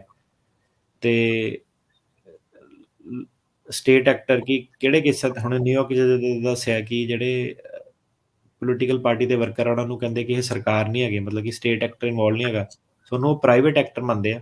ਜਦੋਂ ਪ੍ਰਾਈਵੇਟ ਐਕਟਰ ਇਨਵੋਲਵ ਹੁੰਦਾ, ਤੇ ਫਿਰ ਬਰਡਨ ਜਿਹੜਾ ਹੈਗਾ ਉਹ ਰਿਸਪੋਂਡੈਂਟ ਵੱਲ, ਜਿਹੜਾ ਕਲਾਇੰਟ ਆ ਉਹਦੇ ਵੱਲ ਹੀ ਰਹਿੰਦਾ ਕਿ ਉਹਨੇ ਪ੍ਰੂਵ ਕਰਨਾ ਕਿ ਰੀਲੋਕੇਸ਼ਨ ਪੋਸੀਬਲ ਕਿਉਂ ਨਹੀਂ ਹੈਗੀ ਕਿਸੇ ਹੋਰ ਜਗ੍ਹਾ, ਕਿੱਦਾਂ ਸਰਕਾਰ ਟਰੈਕ ਕਰੂਗੀ। ਤੇ ਫਾਈਨਲੀ ਕੀ ਹੋਇਆ ਕਿ ਚੇਂਜ ਇਨ ਕੰਟਰੀ ਕੰਡੀਸ਼ਨ। ਹੁਣ ਕਈ ਬੰਦੇ ਇੱਦਾਂ ਦੇ ਉਹਨਾਂ ਨੇ ਕੇਸ ਲਗਾਇਆ ਸੀਗਾ ਕਿ ਮੰਨ ਲਓ ਫੋਰ ਐਗਜ਼ਾਮਪਲ ਕਿਸੇ ਦਾ ਕੇਸ ਆ ਹਾਈਪੋਥੈਟਿਕਲੀ ਕਿ ਆਮ ਆਦਮੀ ਪਾਰਟੀ ਦਾ ਮੈਂ ਵਰਕਰ ਆ, ਮੈਨੂੰ ਫਲਾਨੀ ਜੀ। ਪਾਰਟੀ ਕਰਦੀ ਆ। ਉਦੋਂ ਪੰਜਾਬ 'ਚ ਉੱਦਾਂ ਦਾ ਸੀਗਾ, ਹੁਣ ਪੰਜਾਬ 'ਚ ਉਹ ਮੈਜੋਰਟੀ 'ਚ ਆ ਗਏ। ਸੋ ਹੁਣ ਉਹ ਬੰਦੇ ਦਾ ਜਿਹੜਾ ਕੇਸ ਆ ਉਹਦੇ ਕੋਈ ਚਾਂਸ ਹੀ ਨਹੀਂ, ਕਿਉਂਕਿ ਉਹ ਹੁਣ ਕਿੱਦਾਂ ਕਰੂਗਾ? ਸੈਂਟਰ 'ਚ ਵੀ, ਦਿੱਲੀ 'ਚ ਵੀ ਉਹਨਾਂ ਦੀ ਸਰਕਾਰ ਆ, ਤੇ ਸਟੇਟ ਦੇ ਵਿੱਚ ਵੀ ਆ। ਤੇ ਜਿਹੜਾ ਕੇਸ ਆ ਉਹ ਚੱਲਦਾ ਕੰਟਰੀ ਕੰਡੀਸ਼ਨ ਦੇ ਹਿਸਾਬ ਨਾਲ, ਕਿ ਕੰਟਰੀ ਕੰਡੀਸ਼ਨ ਦਾ ਮਤਲਬ ਇਹ ਹੁੰਦਾ ਕਿ ਜੇ ਕੋਈ ਮਾੜੀ ਚੀਜ਼ ਹੋਈ ਆ ਤੁਸੀਂ ਖਬਰ ਦੇਣੀ ਆ, ਜੀ। ਤੇ ਜੀ। ਤੁਸੀਂ ਖਬਰ ਦੱਸਣੀ ਉਹਨਾਂ ਨੂੰ ਕਿ ਇਹ ਮਾੜਾ ਚੀਜ਼ਾਂ ਚੱਲ ਰਹੀਆਂ। ਨਿਊਜ਼ ਦੇ ਆਰਟੀਕਲ ਸਾਰੇ, ਧਰਨੇ, ਪ੍ਰੋਟੈਸਟ, ਹਰ ਇੱਕ ਚੀਜ਼, ਤੇ ਉਹ ਤੁਹਾਡੇ ਫੇਵਰ 'ਚ ਜਾਂਦਾ। ਜੇ ਕੋਈ ਇੱਦਾਂ ਦੀ ਚੀਜ਼ ਨਹੀਂ ਹੈਗੀ, ਸੋ ਓਬਵੀਅਸਲੀ ਸਰਕਾਰ ਨੇ ਵੀ ਆਪਣਾ ਸਬਮਿਟ ਕਰਨਾ। ਸਰਕਾਰ ਨੇ ਕਹਿਣਾ ਕਿ ਇਹਨਾਂ ਦੀ ਪਾਰਟੀ ਪਾਵਰ 'ਚ ਆ ਗਈ ਆ। ਸੋ ਹੁਣ ਫੋਰ ਐਗਜ਼ਾਮਪਲ ਜਿਹੜਾ ਆਮ ਆਦਮੀ ਪਾਰਟੀ ਦਾ ਵਰਕਰ ਸੀਗਾ ਉਹਦਾ ਕੇਸ ਆ, ਉਹ ਬੰਦਾ ਕੁਛ ਸ਼ੋਅ ਨਹੀਂ ਕਰ ਸਕਦਾ ਕਿ ਕਿਸੇ ਹੋਰ ਆਮ ਆਦਮੀ ਪਾਰਟੀ ਦੇ ਬੰਦੇ ਨਾਲ ਕੋਈ ਖਾਸ ਧੱਕਾ ਹੋਇਆ, ਕਿਉਂਕਿ ਉਹਨੂੰ ਖਬਰ ਹੀ ਨਹੀਂ ਮਿਲਣੀ ਕੋਈ। ਸੋ ਉਹਨੂੰ ਕਹਿੰਦੇ ਆ ਚੇਂਜ ਇਨ ਕੰਟਰੀ ਕੰਡੀਸ਼ਨ, ਜਿਹਦੇ ਵਿੱਚ ਕਿ ਸਰਕਾਰ ਦੱਸਦੀ ਆ ਕਿ ਜਦੋਂ ਇਹਨੇ ਕੇਸ ਫਾਈਲ ਕੀਤਾ, ਤੇ ਹੁਣ ਇਹਦੇ ਵਿੱਚ ਜਿਹੜੇ ਦੇਸ਼ ਦੇ ਹਾਲਾਤ ਸੀਗੇ ਉਹ ਬਦਲ ਗਏ ਆ। ਸੋ ਇਹ ਬਦਲਦੇ ਰਹਿਣੇ ਆ, ਰਾਈਟ, ਕਿਉਂਕਿ ਹੁਣ ਜਿਹੜੇ ਕਈ ਲੋਕੀ ਸੀਗੇ ਉਹਨਾਂ ਦੇ ਕਾਂਗਰਸ ਦੇ ਕੇਸ ਸੀਗੇ, ਤੇ ਹੁਣ ਜਦੋਂ ਕਈ ਜੱਜਾਂ ਦੇ ਮੂਹਰੇ ਜਾਓ ਇਹੀ ਕਹਿੰਦੇ ਆ ਕਿ ਨਹੀਂ ਬਈ ਇਹ ਕਾਂਗਰਸ ਤਾਂ ਹੁਣ ਪਾਵਰ 'ਚ ਨਹੀਂ ਰਹੀ, ਇਹ ਹੁਣ ਤੁਹਾਨੂੰ ਲੱਭ ਨਹੀਂ ਸਕਦੀ ਐਡੀ ਦੂਰ ਤੱਕ, ਤੇ ਤਾਂ ਕਰਕੇ ਕੰਟਰੀ ਕੰਡੀਸ਼ਨ ਜਿਹੜੀਆਂ ਚੇਂਜ ਹੋ ਗਈਆਂ। ਤੇ ਉਹ ਜਿਹੜੇ ਕੇਸ ਸੀਗੇ ਉਹ ਆਪਣੇ ਉਹਨਾਂ ਨੇ ਦੱਸਿਆ ਕਿ ਆਪਾਂ ਧਰਨਿਆਂ ਦੇ ਕਰਕੇ ਹੋਰ ਨਵੀਆਂ ਕੀ ਪ੍ਰੋਬਲਮਸ ਆਈਆਂ ਕਿ ਉਦੋਂ ਹੋਰ ਸੀਗੀਆਂ ਹੁਣ ਹੋਰ ਆ। ਸੋ ਸਾਰੇ ਜਿਹੜੇ ਟੋਟੈਲਿਟੀ ਆਫ ਸਰਕਮਸਟੈਂਸਿਸ ਕਿ ਜਿਹੜੇ ਹਾਲਾਤ ਬਦਲੇ ਆ, ਸਰਕਾਰ ਨੇ ਕਹਿਣਾ ਕਿ ਇਹਦੇ ਫੇਵਰ 'ਚ ਬਦਲੇ ਆ, ਤੇ ਬੰਦੇ ਨੇ ਆਪਣਾ ਸ਼ੋਅ ਕਰਨਾ ਹੁੰਦਾ ਕਿ ਮੇਰੇ ਅਗੇਂਸਟ ਹੋਇਆ, ਇਹਨਾਂ ਮੈਨੂੰ ਫਾਇਦਾ ਨਹੀਂ ਹੋਇਆ ਹਾਲਾਤਾਂ ਦੇ ਚੇਂਜ ਹੋਣ ਦਾ। ਜੀ, ਸੋ ਇਹ ਤਾਂ ਜਿਹੜੀਆਂ ਚੀਜ਼ਾਂ ਆ ਮੈਟਰ ਜਿਹੜੀਆਂ ਉਹ ਕਰੀ ਜਾਂਦੀਆਂ, ਸਾਰਾ ਕੁਝ ਹੋ ਜਾਂਦੀਆਂ। ਰੀਸੈਂਟਲੀ ਤੁਹਾਡਾ ਵੀ ਇੱਕ ਕੇਸ ਪਹੁੰਚਿਆ ਸੀਗਾ ਉੱਤੇ ਤੱਕ, ਜੇ ਤੁਸੀਂ ਉਸ ਦਾ ਵੀ ਜ਼ਿਕਰ ਕਰੋ ਵੀ 2022 ਦੀ, ਉਹ ਵੀ ਇੱਕ ਹਾਈਲਾਈਟ ਰਹੀ ਤੁਹਾਡੇ ਲਈ। ਸਾਡੀਆਂ 2 ਓਰਲ ਆਰਗੂਮੈਂਟ ਆ ਰਹੀਆਂ 9th ਸਰਕਿਟ ਦੀਆਂ ਇਸ ਠੀਕ ਆ। ਆਪਣੇ ਅਪ੍ਰੈਲ ਤੋਂ ਪਹਿਲਾਂ ਉਹਨਾਂ ਨੇ 2 ਕੇਸ ਸਾਡੇ ਜਿਹੜੇ ਸੀਗੇ, ਮਤਲਬ ਕੇਸ ਤਾਂ ਤੁਸੀਂ ਦੇਖ ਲਓ ਕਿ 100,000 ਚੋਂ ਕਿਤੇ ਉਹਨਾਂ ਨੇ ਕਹਿਣਾ ਕਿ ਓਰਲ ਆਰਗੂਮੈਂਟ ਕਰ ਲਾ। ਹੁਣ 2 ਜਿਹੜੇ ਸਾਡੇ ਸੀਗੇ ਓਰਲ ਆਰਗੂਮੈਂਟਸ ਜਿਹੜੇ ਆਏ ਆ, ਤੇ ਉਹਨਾਂ ਨੇ ਬਰੀਫਿੰਗ ਸਕੈਜੂਲ ਲਈ ਜਿਹੜਾ ਸਾਨੂੰ ਦੇਣਾ, ਉਹਦੇ ਲਈ ਆਪਾਂ ਕਾਫੀ ਐਕਸਾਈਟਿਡ ਆ ਸਾਰੀ ਫਰਮ। ਤੇ ਉਹਦੇ ਮੈਂ ਤੁਹਾਨੂੰ ਫੈਕਟਸ ਹੁਣ ਤਾਂ ਨਹੀਂ ਮੈਂ ਦੱਸ ਸਕਦਾ, ਪਰ ਇਹ ਹੈ ਕਿ ਇੱਕ ਵਾਰੀ ਓਰਲ ਆਰਗੂਮੈਂਟ ਹੋ ਜਾਊਗੀਆਂ ਤੇ ਕਲਾਇੰਟ ਦੇ ਕੰਸੈਂਟ ਨਾਲ ਮੈਂ ਤੁਹਾਨੂੰ ਦੱਸ ਸਕਦਾ ਕਿ ਕੀ ਕੇਸ ਦੇ ਵਿੱਚ ਹੋਇਆ ਸੀਗਾ। ਤੇ ਓਰਲ ਆਰਗੂਮੈਂਟਸ ਜਦੋਂ ਉਹ ਉਦੋਂ ਦਿੰਦੇ ਆ ਜਦੋਂ ਚੀਜ਼ 50-50 ਤੇ ਆ ਕੇ ਟੰਗ ਹੋ ਜਾਂਦੀ ਹੈ, ਤੇ ਛੋਟੇ-ਮੋਟੇ ਕੇਸ ਤਾਂ ਉਹ ਸਿੱਧੇ ਡਿਸਾਈਡ ਕਰਦੇ ਆ। ਸੋ ਓਰਲ ਆਰਗੂਮੈਂਟ ਜਿਹੜਾ ਉਹ ਕਾਫੀ ਬਿਗ ਡੀਲ ਹੁੰਦੀ ਆ, 2-3 ਮਹੀਨੇ ਲੱਗਦੇ ਤਿਆਰੀ ਤੂਰੀ ਕਰਨ ਨੂੰ, ਫਿਰ ਆਪਣਾ ਬੋਰੀਆ ਬਿਸਤਰਾ ਪੈਕ ਕਰਕੇ ਜਾਣਾ ਪੈਂਦਾ। ਪਹਿਲਾਂ ਤਾਂ ਕਹਿੰਦੇ ਸੀ ਪੈਸਾਡੀਨਾ ਲੈਣੀ ਕਰਨੀ ਆ ਓਰਲ ਆਰਗੂਮੈਂਟ, ਹੁਣ ਫਿਰ ਹੋਣਾ ਚਾਹ ਰਿਹਾ ਕਿ ਨਹੀਂ, ਸ਼ਾਇਦ ਆਪਣੇ ਸੈਨ ਫਰਾਂਸਿਸਕੋ 'ਚ ਹੀ ਮੌਕਾ ਦੇ ਦੋਗੇ। ਤੇ ਦੱਸਾਂਗੇ ਤੁਹਾਨੂੰ ਕਿੱਦਾਂ, ਉਹ ਕਾਫੀ ਐਕਸਾਈਟਿੰਗ ਟਾਈਮ ਜਿਹੜੇ ਅੱਗੇ ਆ ਰਹੇ ਆ। ਤੇ ਆਹੀ ਜਿਹੜੀ ਗੋਲ ਹਮੇਸ਼ਾ ਤੋਂ ਉਹੀ ਸੀਗਾ, ਗੋਲ ਇਹ ਸਿਰਫ ਇੰਨਾ ਨਹੀਂ ਸੀਗਾ ਕਿ ਲੋਕਾਂ ਨੂੰ ਲਾਅ ਪੜ੍ਹ ਕੇ ਸਮਝਾਉਣਾ ਵਾ, ਗੋਲ ਇਹ ਸੀਗਾ ਕਿ ਜਿਹੜਾ ਲਾਅ ਮੇਕਿੰਗ ਦਾ ਪ੍ਰੋਸੈਸ ਆ, ਕੇਸ ਕੂਸ ਜਿਹੜੇ ਇੰਪੋਰਟੈਂਟ ਆ, ਕਿ ਲਾਅ ਸ਼ੇਪ ਕਿੱਦਾਂ ਹੋਣਾ, ਕਿ ਸਿਰਫ ਇੱਕ ਬੰਦੇ ਦਾ ਨਹੀਂ, ਆਉਣ ਵਾਲੇ ਅੱਗੇ ਜਿਹੜੇ ਲੋਕਾਂ ਨੂੰ ਕੀ ਫਾਇਦਾ ਅੱਗੇ ਪਹੁੰਚਾ ਸਕਦੇ ਆ। ਸੋ ਉਹ ਚੀਜ਼ ਜਿਹੜਾ ਆਪਣਾ ਲਾਇਰ ਵਾਲਾ ਰੋਲ ਆ, ਉਹ ਮੌਕੇ ਘੱਟ ਮਿਲਦੇ ਆ ਜ਼ਿੰਦਗੀ 'ਚ ਇੱਦਾਂ ਦੇ ਕੰਮ ਕਰਨ ਨੂੰ, ਪਰ ਇਹ ਹੈ ਕਿ ਜਦੋਂ ਮਿਲਦੇ ਆ ਫਿਰ ਇਹ ਹੈ ਕਿ ਉਹ ਕਾਫੀ ਇੰਪੋਰਟੈਂਟ, ਮਤਲਬ ਵਧੀਆ, ਮਤਲਬ ਕਿ ਪੈਸੇ ਪੂਸੇ ਨੂੰ ਛੱਡ ਕੇ ਰਿਸਪੈਕਟ, ਉਸ ਤੋਂ ਇਲਾਵਾ ਜੇ ਤੁਸੀਂ ਪੋਲਿਸੀ ਜਿਹੜਾ ਇੱਕ ਨਾਮ ਬਣਾਉਣਾ ਵੀ ਸਰਕਟ ਕੋਰਟ ਦਾ ਜਿਹੜਾ ਵਕੀਲ ਬਣਨਾ ਆ, ਸੋ ਇਹ ਇੱਕ ਬੜੀ ਮਾਇਨੇ ਰੱਖਦੀ ਚੀਜ਼ ਆ। ਜੀ ਬਿਲਕੁਲ। ਚਲੋ ਸ਼ੁਭ ਸ਼ਮਾਂ ਆ ਜੀ ਤੁਹਾਨੂੰ, ਤੇ ਗੁੱਡ ਲੱਕ ਉਸ ਚੀਜ਼ ਦੇ ਲਈ। ਸੋ ਜੀ। ਕੀ ਰეკਮੈਂਡੇਸ਼ਨਸ ਹੈਗੀਆਂ ਜਿਹੜੇ ਆਉਣ ਵਾਲੇ ਸਾਲ ਦੇ ਲਈ, ਜਿਹੜੇ ਪੋਟੈਂਸ਼ੀਅਲ ਕਲਾਇੰਟਸ ਜਾਂ ਜੇ ਹੋਰ ਵੀ ਵਕੀਲਾਂ ਦੇ ਕਲਾਇੰਟ ਆ, ਜਿੰਨੇ ਵੀ ਰਿਸਪੋਂਡੈਂਟ ਆ ਜਿਨ੍ਹਾਂ ਨੇ ਕੇਸ ਲਾਏ, ਉਹਨਾਂ ਨੂੰ ਕੀ ਸਲਾਹ ਨੇ ਜੀ ਅਗਲੇ ਸਾਲ ਦੇ ਲਈ ਵੀ? ਸਭ ਤੋਂ ਵੱਡੀ ਸਲਾਹ, ਤੇ ਲੋਕੀ ਜਿਹੜੇ ਨਹੀਂ ਕਰਦੇ, ਆਪਾਂ ਕਈ ਵਾਰੀ ਦਿੱਤੀ ਆ, ਹਰ ਸ਼ੋਅ 'ਚ ਆ ਕੇ ਕਹੀਦਾ, ਉਹ ਇਹ ਹੈ ਕਿ ਆਪਣੀ ਕੰਟੀਨਿਊਡ ਪਾਰਟਿਸਿਪੇਸ਼ਨ, ਗਤੀਵਿਧੀਆਂ ਜਾਰੀ ਰੱਖੋ। ਕਈਆਂ ਨੂੰ ਗਤੀਵਿਧੀਆਂ ਨੇ ਪਤਾ ਕਿਹੜੀਆਂ ਗਤੀਵਿਧੀਆਂ ਕਰਨੀਆਂ। ਗਤੀਵਿਧੀਆਂ ਭਾਈ ਜਿਹੜੇ ਧਾਰਮਿਕ ਗਤੀਵਿਧੀਆਂ ਤੇ ਸਿਆਸੀ, 2 ਤਰ੍ਹਾਂ ਦੀਆਂ ਗਤੀਵਿਧੀਆਂ। ਧਾਰਮਿਕ ਉਹਨਾਂ ਨੇ ਇਹ ਦੇਖਣਾ ਕਿ ਬੰਦਾ ਸਿੰਸੀਅਰ ਕਿੰਨਾ ਹੈਗਾ ਤੇ ਆਪਣੀ ਅਪਰੋਚ ਦੇ ਵਿੱਚ। ਤੇ ਇਹ ਸਵਾਲ ਕਈ ਵਾਰੀ ਪੁੱਛੇ ਗਏ ਸਾਡੇ ਕਲਾਇੰਟ ਨੂੰ, ਇੱਕ ਨੂੰ ਪੁੱਛਿਆ ਸੀਗਾ ਕਿ ਤੂੰ ਲੱਗਦਾ ਨਹੀਂ ਸਿੱਖ ਹੈ ਨਾ, ਕਿ ਕਿੰਨੀ ਘੱਟ ਕਿਉਂ ਜਾਂਦਾ, ਗੁਰਦੁਆਰੇ ਕਿਉਂ ਘੱਟ ਜਾਂਦਾ। ਸੋ ਕਈ ਵਾਰੀ ਇੱਦਾਂ ਦੇ ਛੋਟੇ-ਛੋਟੇ ਮਸਲਿਆਂ 'ਚ ਬੰਦਾ ਉਲਝ ਜਾਂਦਾ। ਸੋ ਆਪਣੀ ਡਾਕੂਮੈਂਟੇਸ਼ਨ ਰੱਖੋ। ਜਿਹੜੇ ਵੀ ਦਾਨ ਪੁੰਨ ਕਰਦੇ ਆ, ਰਸੀਦਾਂ ਉਹਨਾਂ ਦੀਆਂ ਲਓ, ਉੱਥੋਂ ਗੁਰਦੁਆਰੇ ਵਾਲੇ ਕੱਟ ਕੇ ਦਿੰਦੇ ਆ। ਜਿਹੜੇ ਮੇਲਿਆਂ 'ਚ ਜਾਂਦੇ ਆ, ਉੱਥੇ ਆਪਣੇ ਜੋ ਵੀ ਤੁਸੀਂ ਹੱਕਾਂ ਦੀ ਮੰਗ ਰੱਖਦੇ ਆ, ਫੋਟੋਆਂ ਵਗੈਰਾ ਆਪਣੀਆਂ ਖਿਚਾਓ ਪੂਰੀਆਂ। ਤੇ ਜਿੱਥੇ-ਜਿੱਥੇ ਵੀ ਧਰਨੇ ਆ, ਹੁਣ ਜਿੱਥੇ-ਜਿੱਥੇ ਵੀ ਤੁਹਾਡੀਆਂ ਪੀਸਫੁਲ ਰੈਲੀ ਵਗੈਰਾ ਹੁੰਦੀਆਂ, ਉਹ ਸਾਰੀਆਂ ਦੀਆਂ ਜਿਹੜੀਆਂ ਗਤੀਵਿਧੀਆਂ ਆਪਣੀਆਂ ਡਾਕੂਮੈਂਟ ਕਰੋ। ਘਰ ਦੇ ਤੁਹਾਡੇ ਮਗਰ ਜੇ ਕੋਈ ਗਤੀਵਿਧੀਆਂ ਕਰ ਰਹੇ ਆ, ਉਹ ਡਾਕੂਮੈਂਟ ਜ਼ਰੂਰ ਕਰੋ। ਤੁਸੀਂ ਜਿਹੜਾ ਇੰਡੀਆ ਪੈਸਾ ਭੇਜ ਰਹੇ ਆ, ਘਰਦਿਆਂ ਨੂੰ ਪੈਸਾ ਭੇਜਦੇ ਆ, ਉਹਨੂੰ ਡਾਕੂਮੈਂਟ ਕਰੋ। ਜਿਹੜਾ ਤੁਸੀਂ ਆਪਣੇ ਧਾਰਮਿਕ ਗਤੀਵਿਧੀਆਂ ਦੇ ਵਿੱਚ, ਸਿਆਸੀ ਗਤੀਵਿਧੀਆਂ ਦੇ ਵਿੱਚ ਪੈਸਾ ਭੇਜਦੇ ਆ, ਉਹ ਸਾਰਿਆਂ ਨੂੰ ਡਾਕੂਮੈਂਟ ਕਰੋ। ਤੇ ਦੂਜੀ ਗੱਲ ਇਹ ਹੈ ਕਿ ਜਿਹੜੀ ਪੋਲੀਟੀਕਲ ਅਸਾਈਲਮ ਹੈ, ਇਹ ਪੋਲੀਟੀਕਲ ਅਸਾਈਲਮ, ਤੇ ਜਿਹੜਾ ਵਕੀਲ ਹੈ ਨਾ, ਉਹਦੇ ਕੋਲ ਕਦੀ ਵੀ, ਕਿਸੇ ਵਕੀਲ ਕੋਲ ਇੰਨਾ ਟਾਈਮ ਨਹੀਂ ਹੋਣਾ ਕਿ ਉਹਨੇ ਤੁਹਾਨੂੰ ਸਾਰੇ ਪੰਜਾਬ ਦੀ 5 ਸਾਲ ਦੀ ਪੋਲੀਟਿਕਸ ਸਿਖਾ ਦੇਣੀ ਜਾਂ ਦਿੱਲੀ ਦੀ ਪੋਲੀਟਿਕਸ ਸਿਖਾ ਦੇਣੀ ਹੈ।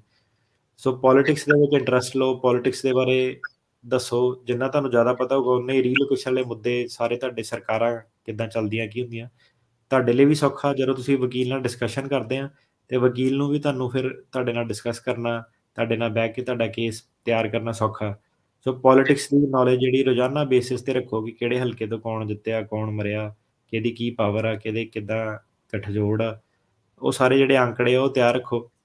ਜਿਹੜੇ ਗਵਾਹ ਤੁਹਾਡੇ ਹੈਗੇ ਆ, ਵਿਟਨੈਸ ਵਗੈਰਾ ਤੁਹਾਡੇ ਕੇਸ ਦੇ ਆ, ਉਹਨਾਂ ਤੋਂ ਆਪਣੇ ਕੇਸ ਦੀ ਫਾਈਨਲ ਤਰੀਕ ਤੋਂ ਪਹਿਲਾਂ ਹੀ ਜਿਹੜਾ ਹੈਗਾ ਐਫੀਡੇਵਿਟ ਵਗੈਰਾ ਰॉ ਫਾਰਮੈਟ 'ਚ ਲਾਓ ਕਿ ਉਹਨਾਂ ਨੇ ਕੀ ਲਿਖ ਕੇ ਦੇਣਾ। ਕਿਉਂਕਿ ਹੁਣ ਲੋਕੀ ਕੀ ਕਰਦੇ ਆ ਕਿ ਕਈ ਬਿਲਕੁਲ ਸੀਰੀਅਸ ਨਹੀਂ ਹੈਗੇ ਕੇਸ ਦੇ ਵਿੱਚ ਨਾ, ਬਾਅਦ 'ਚ ਸੀਰੀਅਸ ਹੁੰਦੇ ਆ ਤੇ ਬਿਲਕੁਲ ਖੜੇ ਪੈਰ ਐਂਡ ਦੇ ਵਿੱਚ ਉਹਨਾਂ ਨੇ ਐਫੀਡੇਵਿਟ ਵਗੈਰਾ ਇੱਕੋ ਦਿਨ ਹੀ ਸਾਰੇ 10 ਬੰਦਿਆਂ ਤੇ ਬਣਾ ਦੇਣੇ ਆ।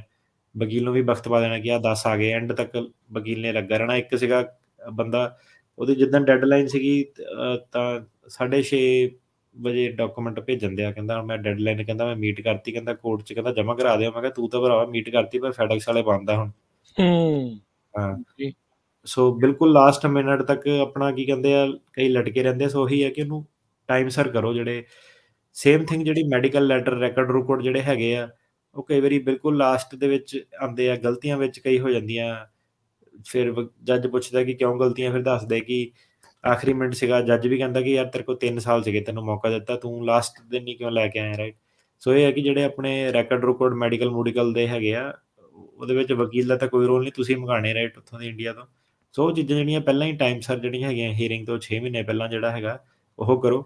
ਸੋ ਮੁੱਕ ਦੀ ਗੱਲ ਇਹ ਹੈ ਕਿ ਇਹ ਪ੍ਰੋਗਰਾਮ ਰਾਹੀਂ ਜਿਹੜਾ ਤੁਸੀਂ ਕਹਿ ਲਓ ਕਿ ਕੀ ਸੁਨੇਹਾ ਰਿਹਾ ਸਾਡਾ ਪਿਛਲੇ 2-3 ਸਾਲਾਂ 'ਚ, ਜਿਹਦਾ ਜੀ, ਲੋਕਾਂ ਨੂੰ ਫਾਇਦਾ ਵੀ ਐਵੇਂ ਕਰਦੇ ਨਹੀਂ ਪਏ ਸੀਗੇ। ਸੋ ਫਾਇਦਾ ਇਹ ਸਲਾਹ ਇਹੀ ਸੀਗੀ, ਆਪਣੀ ਗਤੀਵਿਧੀਆਂ ਜਾਰੀ ਰੱਖੋ ਤੇ ਜਿਹੜੇ ਆਪਣੇ ਡਾਕੂਮੈਂਟ ਵਗੈਰਾ, ਆਪਣਾ ਕੇਸ ਜਿਹੜਾ ਹੈਗਾ ਉਹਦੇ ਲਈ 6 ਮਹੀਨੇ ਪਹਿਲਾਂ ਜਿਹੜਾ ਆਪਣੇ ਤਰੀਕ ਤੋਂ ਉਹ ਸੀਰੀਅਸ ਹੋ ਜਾਓ ਤੇ ਉਹਨੂੰ ਪਹਿਲਾਂ ਜਿਹੜਾ ਆਪਣੇ ਡਾਕੂਮੈਂਟ ਵਗੈਰਾ ਇਕੱਠੇ ਕਰੋ, ਤਾਂ ਕਿ ਜਦੋਂ ਫਿਰ ਵਕੀਲ ਤੁਹਾਡਾ ਬਹਿੰਦਾ ਤੁਹਾਡੇ ਨਾਲ 2 ਕੁ ਮਹੀਨੇ ਪਹਿਲਾਂ ਕੇਸ ਦੇ ਲਈ, ਉਹਨੂੰ ਜਦੋਂ ਤੁਸੀਂ ਡਾਕੂਮੈਂਟ ਦਿਖਾਉਂਦੇ ਹੋ, ਦੱਸ ਸਕਦਾ ਤੁਹਾਨੂੰ ਕਿ ਇਹਦੇ 'ਚ ਗਲਤੀ ਕੋਈ ਹੈਗੀ ਨਹੀਂ ਹੈਗੀ, ਕੀ ਹਿਸਾਬ ਕਿਤਾਬ ਆ।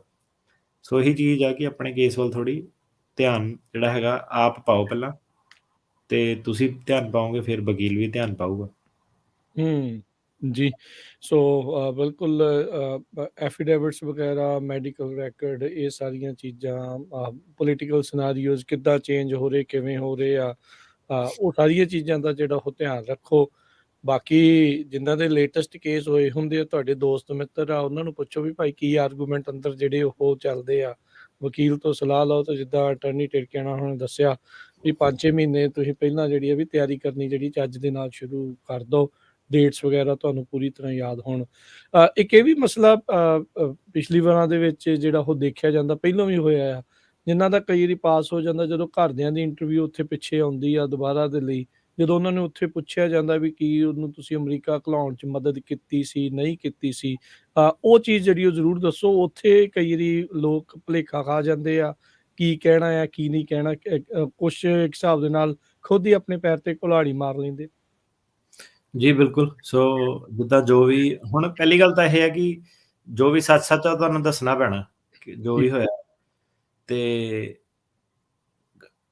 ਆਪਣੀ ਦੱਸਣੀ ਪਈ। ਕੱਲ ਪਰਸੋਂ ਇੱਕ ਕੋਈ ਸੀਗਾ ਵਕੀਲ ਸਾਡੇ ਨੂੰ ਫ਼ੋਨ ਕਰੇ ਤੇ ਉਹ ਕਹਿੰਦਾ ਮੈਂ ਇਨ ਪਰਸਨ ਮਿਲਣਾ। ਕਹਿੰਦੇ ਇਨ ਪਰਸਨ ਕਿਉਂ ਮਿਲਣਾ? ਕਹਿੰਦਾ ਮੇਰੀ ਕੋਈ ਕਹਾਣੀ-ਕਹੂਣੀ ਨਹੀਂ, ਕਹਿੰਦਾ ਮੇਰਾ ਕੋਈ ਕੇਸ ਹੈ ਨੀਗਾ, ਮੈਂ ਤੈਨੂੰ ਦੱਸ ਨਹੀਂ ਸਕਦਾ। ਮੈਂ ਕਹਿੰਦਾ ਇਨ ਪਰਸਨ ਮਿਲਣਾ। ਮੈਂ ਕਿਹਾ ਇਹ ਬੰਦੇ ਦੀ ਛੁੱਟੀ ਕਰੋ, ਇਹਨੂੰ ਕਿਹਾ ਜਾ ਘਰ ਨੂੰ ਆਪਣਾ ਲੱਭ, ਆਪਣਾ ਜੋ ਵੀ ਹੈ ਨਾ। ਸੋ ਏਦਾਂ ਕਈਆਂ 'ਚ ਐਰੋਗੈਂਸ ਵੀ ਬੜੀ ਹੈਗੀ ਲੋਕਾਂ ਦੇ ਵਿੱਚ ਕਿ ਅ, ਪੈਸਾ ਸੁੱਟਿਆ ਤੇ ਚੱਲ ਬਈ ਤਮਾਸ਼ਾ ਦੇਖਿਆ ਕਿ ਹੋ ਜਾਣਾ ਸਾਰਾ ਕੁਛ। ਤੇ ਕਈ ਹੁਣ ਰੇਡੀਓ-ਰੂਡੀਓ ਤੇ ਗੱਲ ਕਰਦੇ, ਸਮਝਦਾਰ ਵੀ ਬਥੇਰੇ ਬੰਦੇ ਆ, ਕਈ ਏਦਾਂ ਦੇ ਵੀ ਬਥੇਰੇ ਬੰਦੇ ਆ ਕਿ ਉੱਥੇ ਰਿਕਾਰਡਰ-ਰਕੂਰਡਰ ਲਾਈਨਾਂ ਪਰਵਾਹ ਨਹੀਂ ਉਹਨਾਂ ਨੂੰ ਕੋਈ ਵੀ ਕਿ ਕਿੱਦਾਂ ਨਾ। ਤੇ ਵਕੀਲ ਨੂੰ, ਸਟਾਫ ਨੂੰ, ਸਾਰੇ ਉਹ ਤੁਹਾਨੂੰ ਪਤਾ ਹੀ ਆ ਮੇਰਾ ਕੇਸ ਨਕਲੀ ਆ। ਤਾਂ ਫਿਰ ਭਾਈ ਆਪਾਂ ਕੀ ਹੁਣ ਕਰੀਏ, ਨਕਲੀ ਆ ਜਾਂ ਨਕਲੀ ਨਹੀਂ ਆ, ਰਾਈਟ। ਹੁਣ ਇਹ ਹੈ ਕਿ ਪਹਿਲਾਂ ਤਾਂ ਜਿਹੜਾ ਦੇਖੋ ਭਾਈ ਕੀ ਹੋ ਰਿਹਾ, ਫੈਡਰਲ ਇਮੀਗ੍ਰੇਸ਼ਨ ਆ, ਕੋਈ ਵੀ ਤੁਸੀਂ ਭਾਵੇਂ ਕਿਸੇ ਨੂੰ $1 ਮਿਲੀਅਨ ਵੀ ਦੇ ਦਿਓ, ਤੁਹਾਡੇ ਕਰਕੇ ਕਿਸੇ ਨੇ ਜੇਲ੍ਹ ਨਹੀਂ ਜਾਣਾ। ਸੋ ਸਭ ਤੋਂ ਪਹਿਲਾਂ ਇਹ ਰੂਲ ਆ, ਹੈ ਨਾ। ਇਹ ਹਰੇਕ ਮੇਰੇ ਆਫਿਸ ਦਾ ਨਹੀਂ, ਇਹ ਹਰੇਕ ਬੰਦੇ ਦਾ ਸੇਮ ਰੂਲ ਆ। ਸੋ ਇਹ ਚੀਜ਼ ਆ ਕਿ ਪਹਿਲਾਂ ਉਹ ਬੈਰੀਅਰ ਤੋਂ ਆਪਣਾ ਟੱਪੋ ਕਿ ਬਈ ਵਕੀਲ ਨੇ ਨਹੀਂ ਕੁਛ ਤੁਹਾਡਾ ਦੱਸਣਾ, ਤੁਸੀਂ ਜਿਹੜਾ ਆਪਣੇ ਫੈਕਟ ਤੁਸੀਂ ਦੱਸਣੇ ਆ ਕੀ ਤੁਹਾਡੇ ਨਾਲ ਹੋਇਆ। ਵਕੀਲ ਫੇਰ ਹੀ ਤੁਹਾਡੀ ਹੈਲਪ ਕਰ ਸਕਦਾ। ਲੀਗਲ ਜਿਹੜਾ ਕਹਿ ਲਓ ਪ੍ਰੈਜੈਂਟੇਸ਼ਨ ਜਿਹੜੀ ਆ, ਫੇਰ ਹੀ ਉਹ ਉਹਦੇ ਹਿਸਾਬ ਨਾਲ ਹੋ ਸਕਦੀ ਹੈ। ਸੋ ਇਹ ਚੀਜ਼ ਦੇ ਵਿੱਚ ਥੋੜ੍ਹੀ ਸਾਨੂੰ ਸਟਰਗਲ ਹੁੰਦੀ ਹੈ ਕਾਫੀ ਲੋਕਾਂ ਦੇ ਨਾਲ, ਪਰ ਇਹ ਹੈ ਕਿ it is what it is. ਜਿੱਦਾਂ ਦੁਨੀਆ ਚੱਲਦੀ ਉੱਦਾਂ ਚੱਲਦੀ ਹੈ। ਜਿੱਥੇ ਹੈਲਪ ਹੋ ਸਕਦੀ ਹੈ ਉੱਥੇ ਕਰ ਦਿੰਦੀ ਹੈ, ਜਿੱਥੇ ਨਹੀਂ ਹੁੰਦੀ, ਇੱਕ ਸੈਕਿੰਡ, ਜਿੱਥੇ ਹੈਲਪ ਹੁੰਦੀ ਉੱਥੇ ਕਰ ਦਿੰਦੀ, ਕਈ ਵਾਰੀ ਨਹੀਂ ਵੀ ਹੈਲਪ ਕਰ ਸਕਦੇ। ਜੀ, ਜੀ। ਜੀ, ਬਿਲਕੁਲ। ਸੋ ਭਾਈ ਕਿੱਦਾਂ ਕਹਿਣਾ, ਕੀ ਕਹਿਣਾ, ਕਿਵੇਂ ਆ, ਜਿਹੜੇ ਵਕੀਲ ਦਾ ਕੰਮ ਆ ਉਹਦਾ ਇਹੀ ਆ ਵੀ ਜਿਹੜਾ ਤੁਹਾਡਾ ਕੇਸ ਆ ਉਸਨੂੰ ਬੈਸਟ ਵੇ ਪ੍ਰੈਜ਼ੈਂਟ ਕਰਨਾ, ਤਾਂ ਜੋ ਤੁਹਾਡੇ ਜਿਹੜੇ ਚਾਂਸਿਸ ਆ ਉਹ ਵਧਣ। 100% ਕੋਈ ਵੀ ਜਿਹੜਾ ਵਕੀਲ ਆ ਗਰੰਟੀ ਕਿਸੇ ਦੀ ਨਹੀਂ ਜਿਹੜਾ ਉਹ ਲੈ ਸਕਦਾ ਹੁੰਦਾ। ਤੇ ਆਪਣਾ ਡਿਮੀਨਰ ਤੁਸੀਂ ਕਿੱਦਾਂ ਰੱਖਦੇ ਆ ਅਦਾਲਤ ਵਿੱਚ ਜਦੋਂ ਗੱਲਾਂ ਹੋ ਰਹੀਆਂ ਆ, ਉਹ ਸਾਰੀਆਂ ਚੀਜ਼ਾਂ ਜਿਹੜੀਆਂ ਇਵੈਂਚੁਅਲੀ ਬਹੁਤ ਮੈਟਰ ਜਿਹੜੀਆਂ ਇਸ ਚੀਜ਼ 'ਚ ਕਰਦੀਆਂ। ਫੈਮਿਲੀ ਇਮੀਗ੍ਰੇਸ਼ਨ ਵਾਲੇ ਬੜੇ ਪਰੇਸ਼ਾਨ ਰਹਿੰਦੇ ਆ ਅਟਰਨੀ ਟਿਰਕੀਆਣਾ ਜੀ। ਉਹਨਾਂ ਨੂੰ ਥੋੜ੍ਹਾ ਜਿਹਾ ਹੌਸਲਾ ਬੰਨ੍ਹੋ ਵੀ ਕਈ ਜਿਹੜਾ ਉਹਨਾਂ ਦੇ ਲਈ ਹੋ ਸਕਦਾ ਵੀ ਕੀ ਅਗਲੇ ਸਾਲ ਦੇ ਵਿੱਚ ਕੁਛ ਹੈ ਚਾਂਸਿਸ ਲੱਗਦੇ ਆ ਜਾਂ ਉਹ ਕੀ ਉਹਨਾਂ ਦੇ ਲਈ ਹੁਣ ਰਾਹ ਹੈਗੇ ਆ? ਹੌਸਲਾ ਦੇਖੋ, ਹੌਸਲਾ ਤਾਂ ਹੁਣ ਕਈ ਆਪਣੇ ਕਲਾਇੰਟ ਇੱਦਾਂ ਦੇ ਵੀ ਆ ਕਿ ਉਹਨਾਂ ਨੇ ਜਿੱਦਾਂ ਆਪਣੇ ਆਫਿਸ ਕੰਸਲਟੇਸ਼ਨਾਂ ਲਈਆਂ, ਉਹਨੂੰ ਦੱਸਿਆ ਕਿ ਯਾਰ ਤੇਰੀ ਇੱਦਾਂ ਸਿਚੁਏਸ਼ਨ ਆ ਨਾ, ਇਮੀਗ੍ਰੇਸ਼ਨ ਜੱਜ ਕੋਲ ਚਲ ਗਏ। ਉਹਨਾਂ ਨੂੰ ਸ਼ਾਇਦ ਜਵਾਬ ਨਹੀਂ ਪਸੰਦ ਆਇਆ ਤੇ ਫਿਰ ਜੱਜ ਨੇ ਡਿਨਾਈ ਕਰਤਾ, ਫਿਰ ਵਾਪਸ ਆ ਗਏ ਤੇ ਫਿਰ BIA ਦੇ ਲਈ ਜਾਂ ਸਰਕਿਟ ਕੋਰਟ ਲਈ ਹਾਇਰ ਕਰ ਲਿਆ। ਮੈਂ ਕਿਹਾ ਹੁਣ ਕਿੱਦਾਂ ਨਾ, ਹੁਣ ਕੀ ਹਿਸਾਬ ਕਿਤਾਬ ਚੇਂਜ ਆ? ਹੁਣ ਇੱਦਾਂ ਕਿ ਜਿਹੜੇ ਪੁਆਇੰਟ ਤੋਂ ਪਹਿਲਾਂ ਆਉਂਦੇ ਸੀ ਸ਼ਾਇਦ ਫਿਰ ਵੀ ਬਚ ਸਕਦੇ ਸੀਗੇ, ਕਈ ਵਾਰੀ ਬਾਅਦ ਵਾਲੇ ਪੁਆਇੰਟ 'ਚ ਆਉਂਦੇ ਕਿ ਉਹ ਵੀ ਕਿ ਨਹੀਂ ਹੁਣ ਤੁਹਾਨੂੰ ਹਾਇਰ ਕਰਨਾ, ਗਲਤ ਡਿਸੀਜਨ ਲੈ ਲਿਆ ਉਦੋਂ। ਤੇ ਮੈਂ ਪੁੱਛਿਆ ਕਿ ਉਦੋਂ ਕੀ ਹਿਸਾਬ ਕਿਤਾਬ ਸੀਗਾ? ਕਹਿੰਦੇ ਯਾਰ ਤੁਹਾਡੇ ਕੋਲ ਆਏ, ਤੁਸੀਂ ਨਾ ਹੌਸਲਾ ਨਹੀਂ ਦਿੱਤਾ ਸਾਨੂੰ। ਤਾਂ ਮੈਂ ਕਿਹਾ ਯਾਰ ਇਹ ਨਾ ਹੌਸਲੇ ਵਾਲੇ ਭਰਾਵਾ ਮੇਰੇ ਕੋਲ ਨਾ ਆਇਆ ਕਰੋ, ਹੌਸਲਾ ਦੇਣਾ ਨਹੀਂ ਆਪਣਾ ਕੰਮ ਹੈਗਾ ਕਿਸੇ ਨੂੰ। ਆਪਣਾ ਕੰਮ ਹੈਗਾ ਜਿੱਥੇ ਜਿਹੜੇ ਬੰਦੇ ਦਾ ਡਿਨਾਈ ਆ, ਹੁਣ ਐਟਲਾਂਟਾ ਤੇ ਬੰਦੇ ਦਾ ਕੇਸ ਸੀਗਾ, ਉਹਦਾ ਜੱਜ ਦੀ 0.6% ਰੇਟਿੰਗ ਹੈ ਨਾ, ਉਹ ਕਹਿੰਦਾ ਮੈਨੂੰ ਹੌਸਲਾ ਚਾਹੀਦਾ। ਮੈਂ ਕਿਹਾ ਯਾਰ ਹੁਣ ਹੌਸਲਾ ਤੈਨੂੰ ਮੈਂ ਕਿੱਥੋਂ ਲੈ ਕੇ ਦੇਵਾਂ ਇਹਦੇ ਕੇਸ ਦੇ ਵਿੱਚ, ਰਾਈਟ?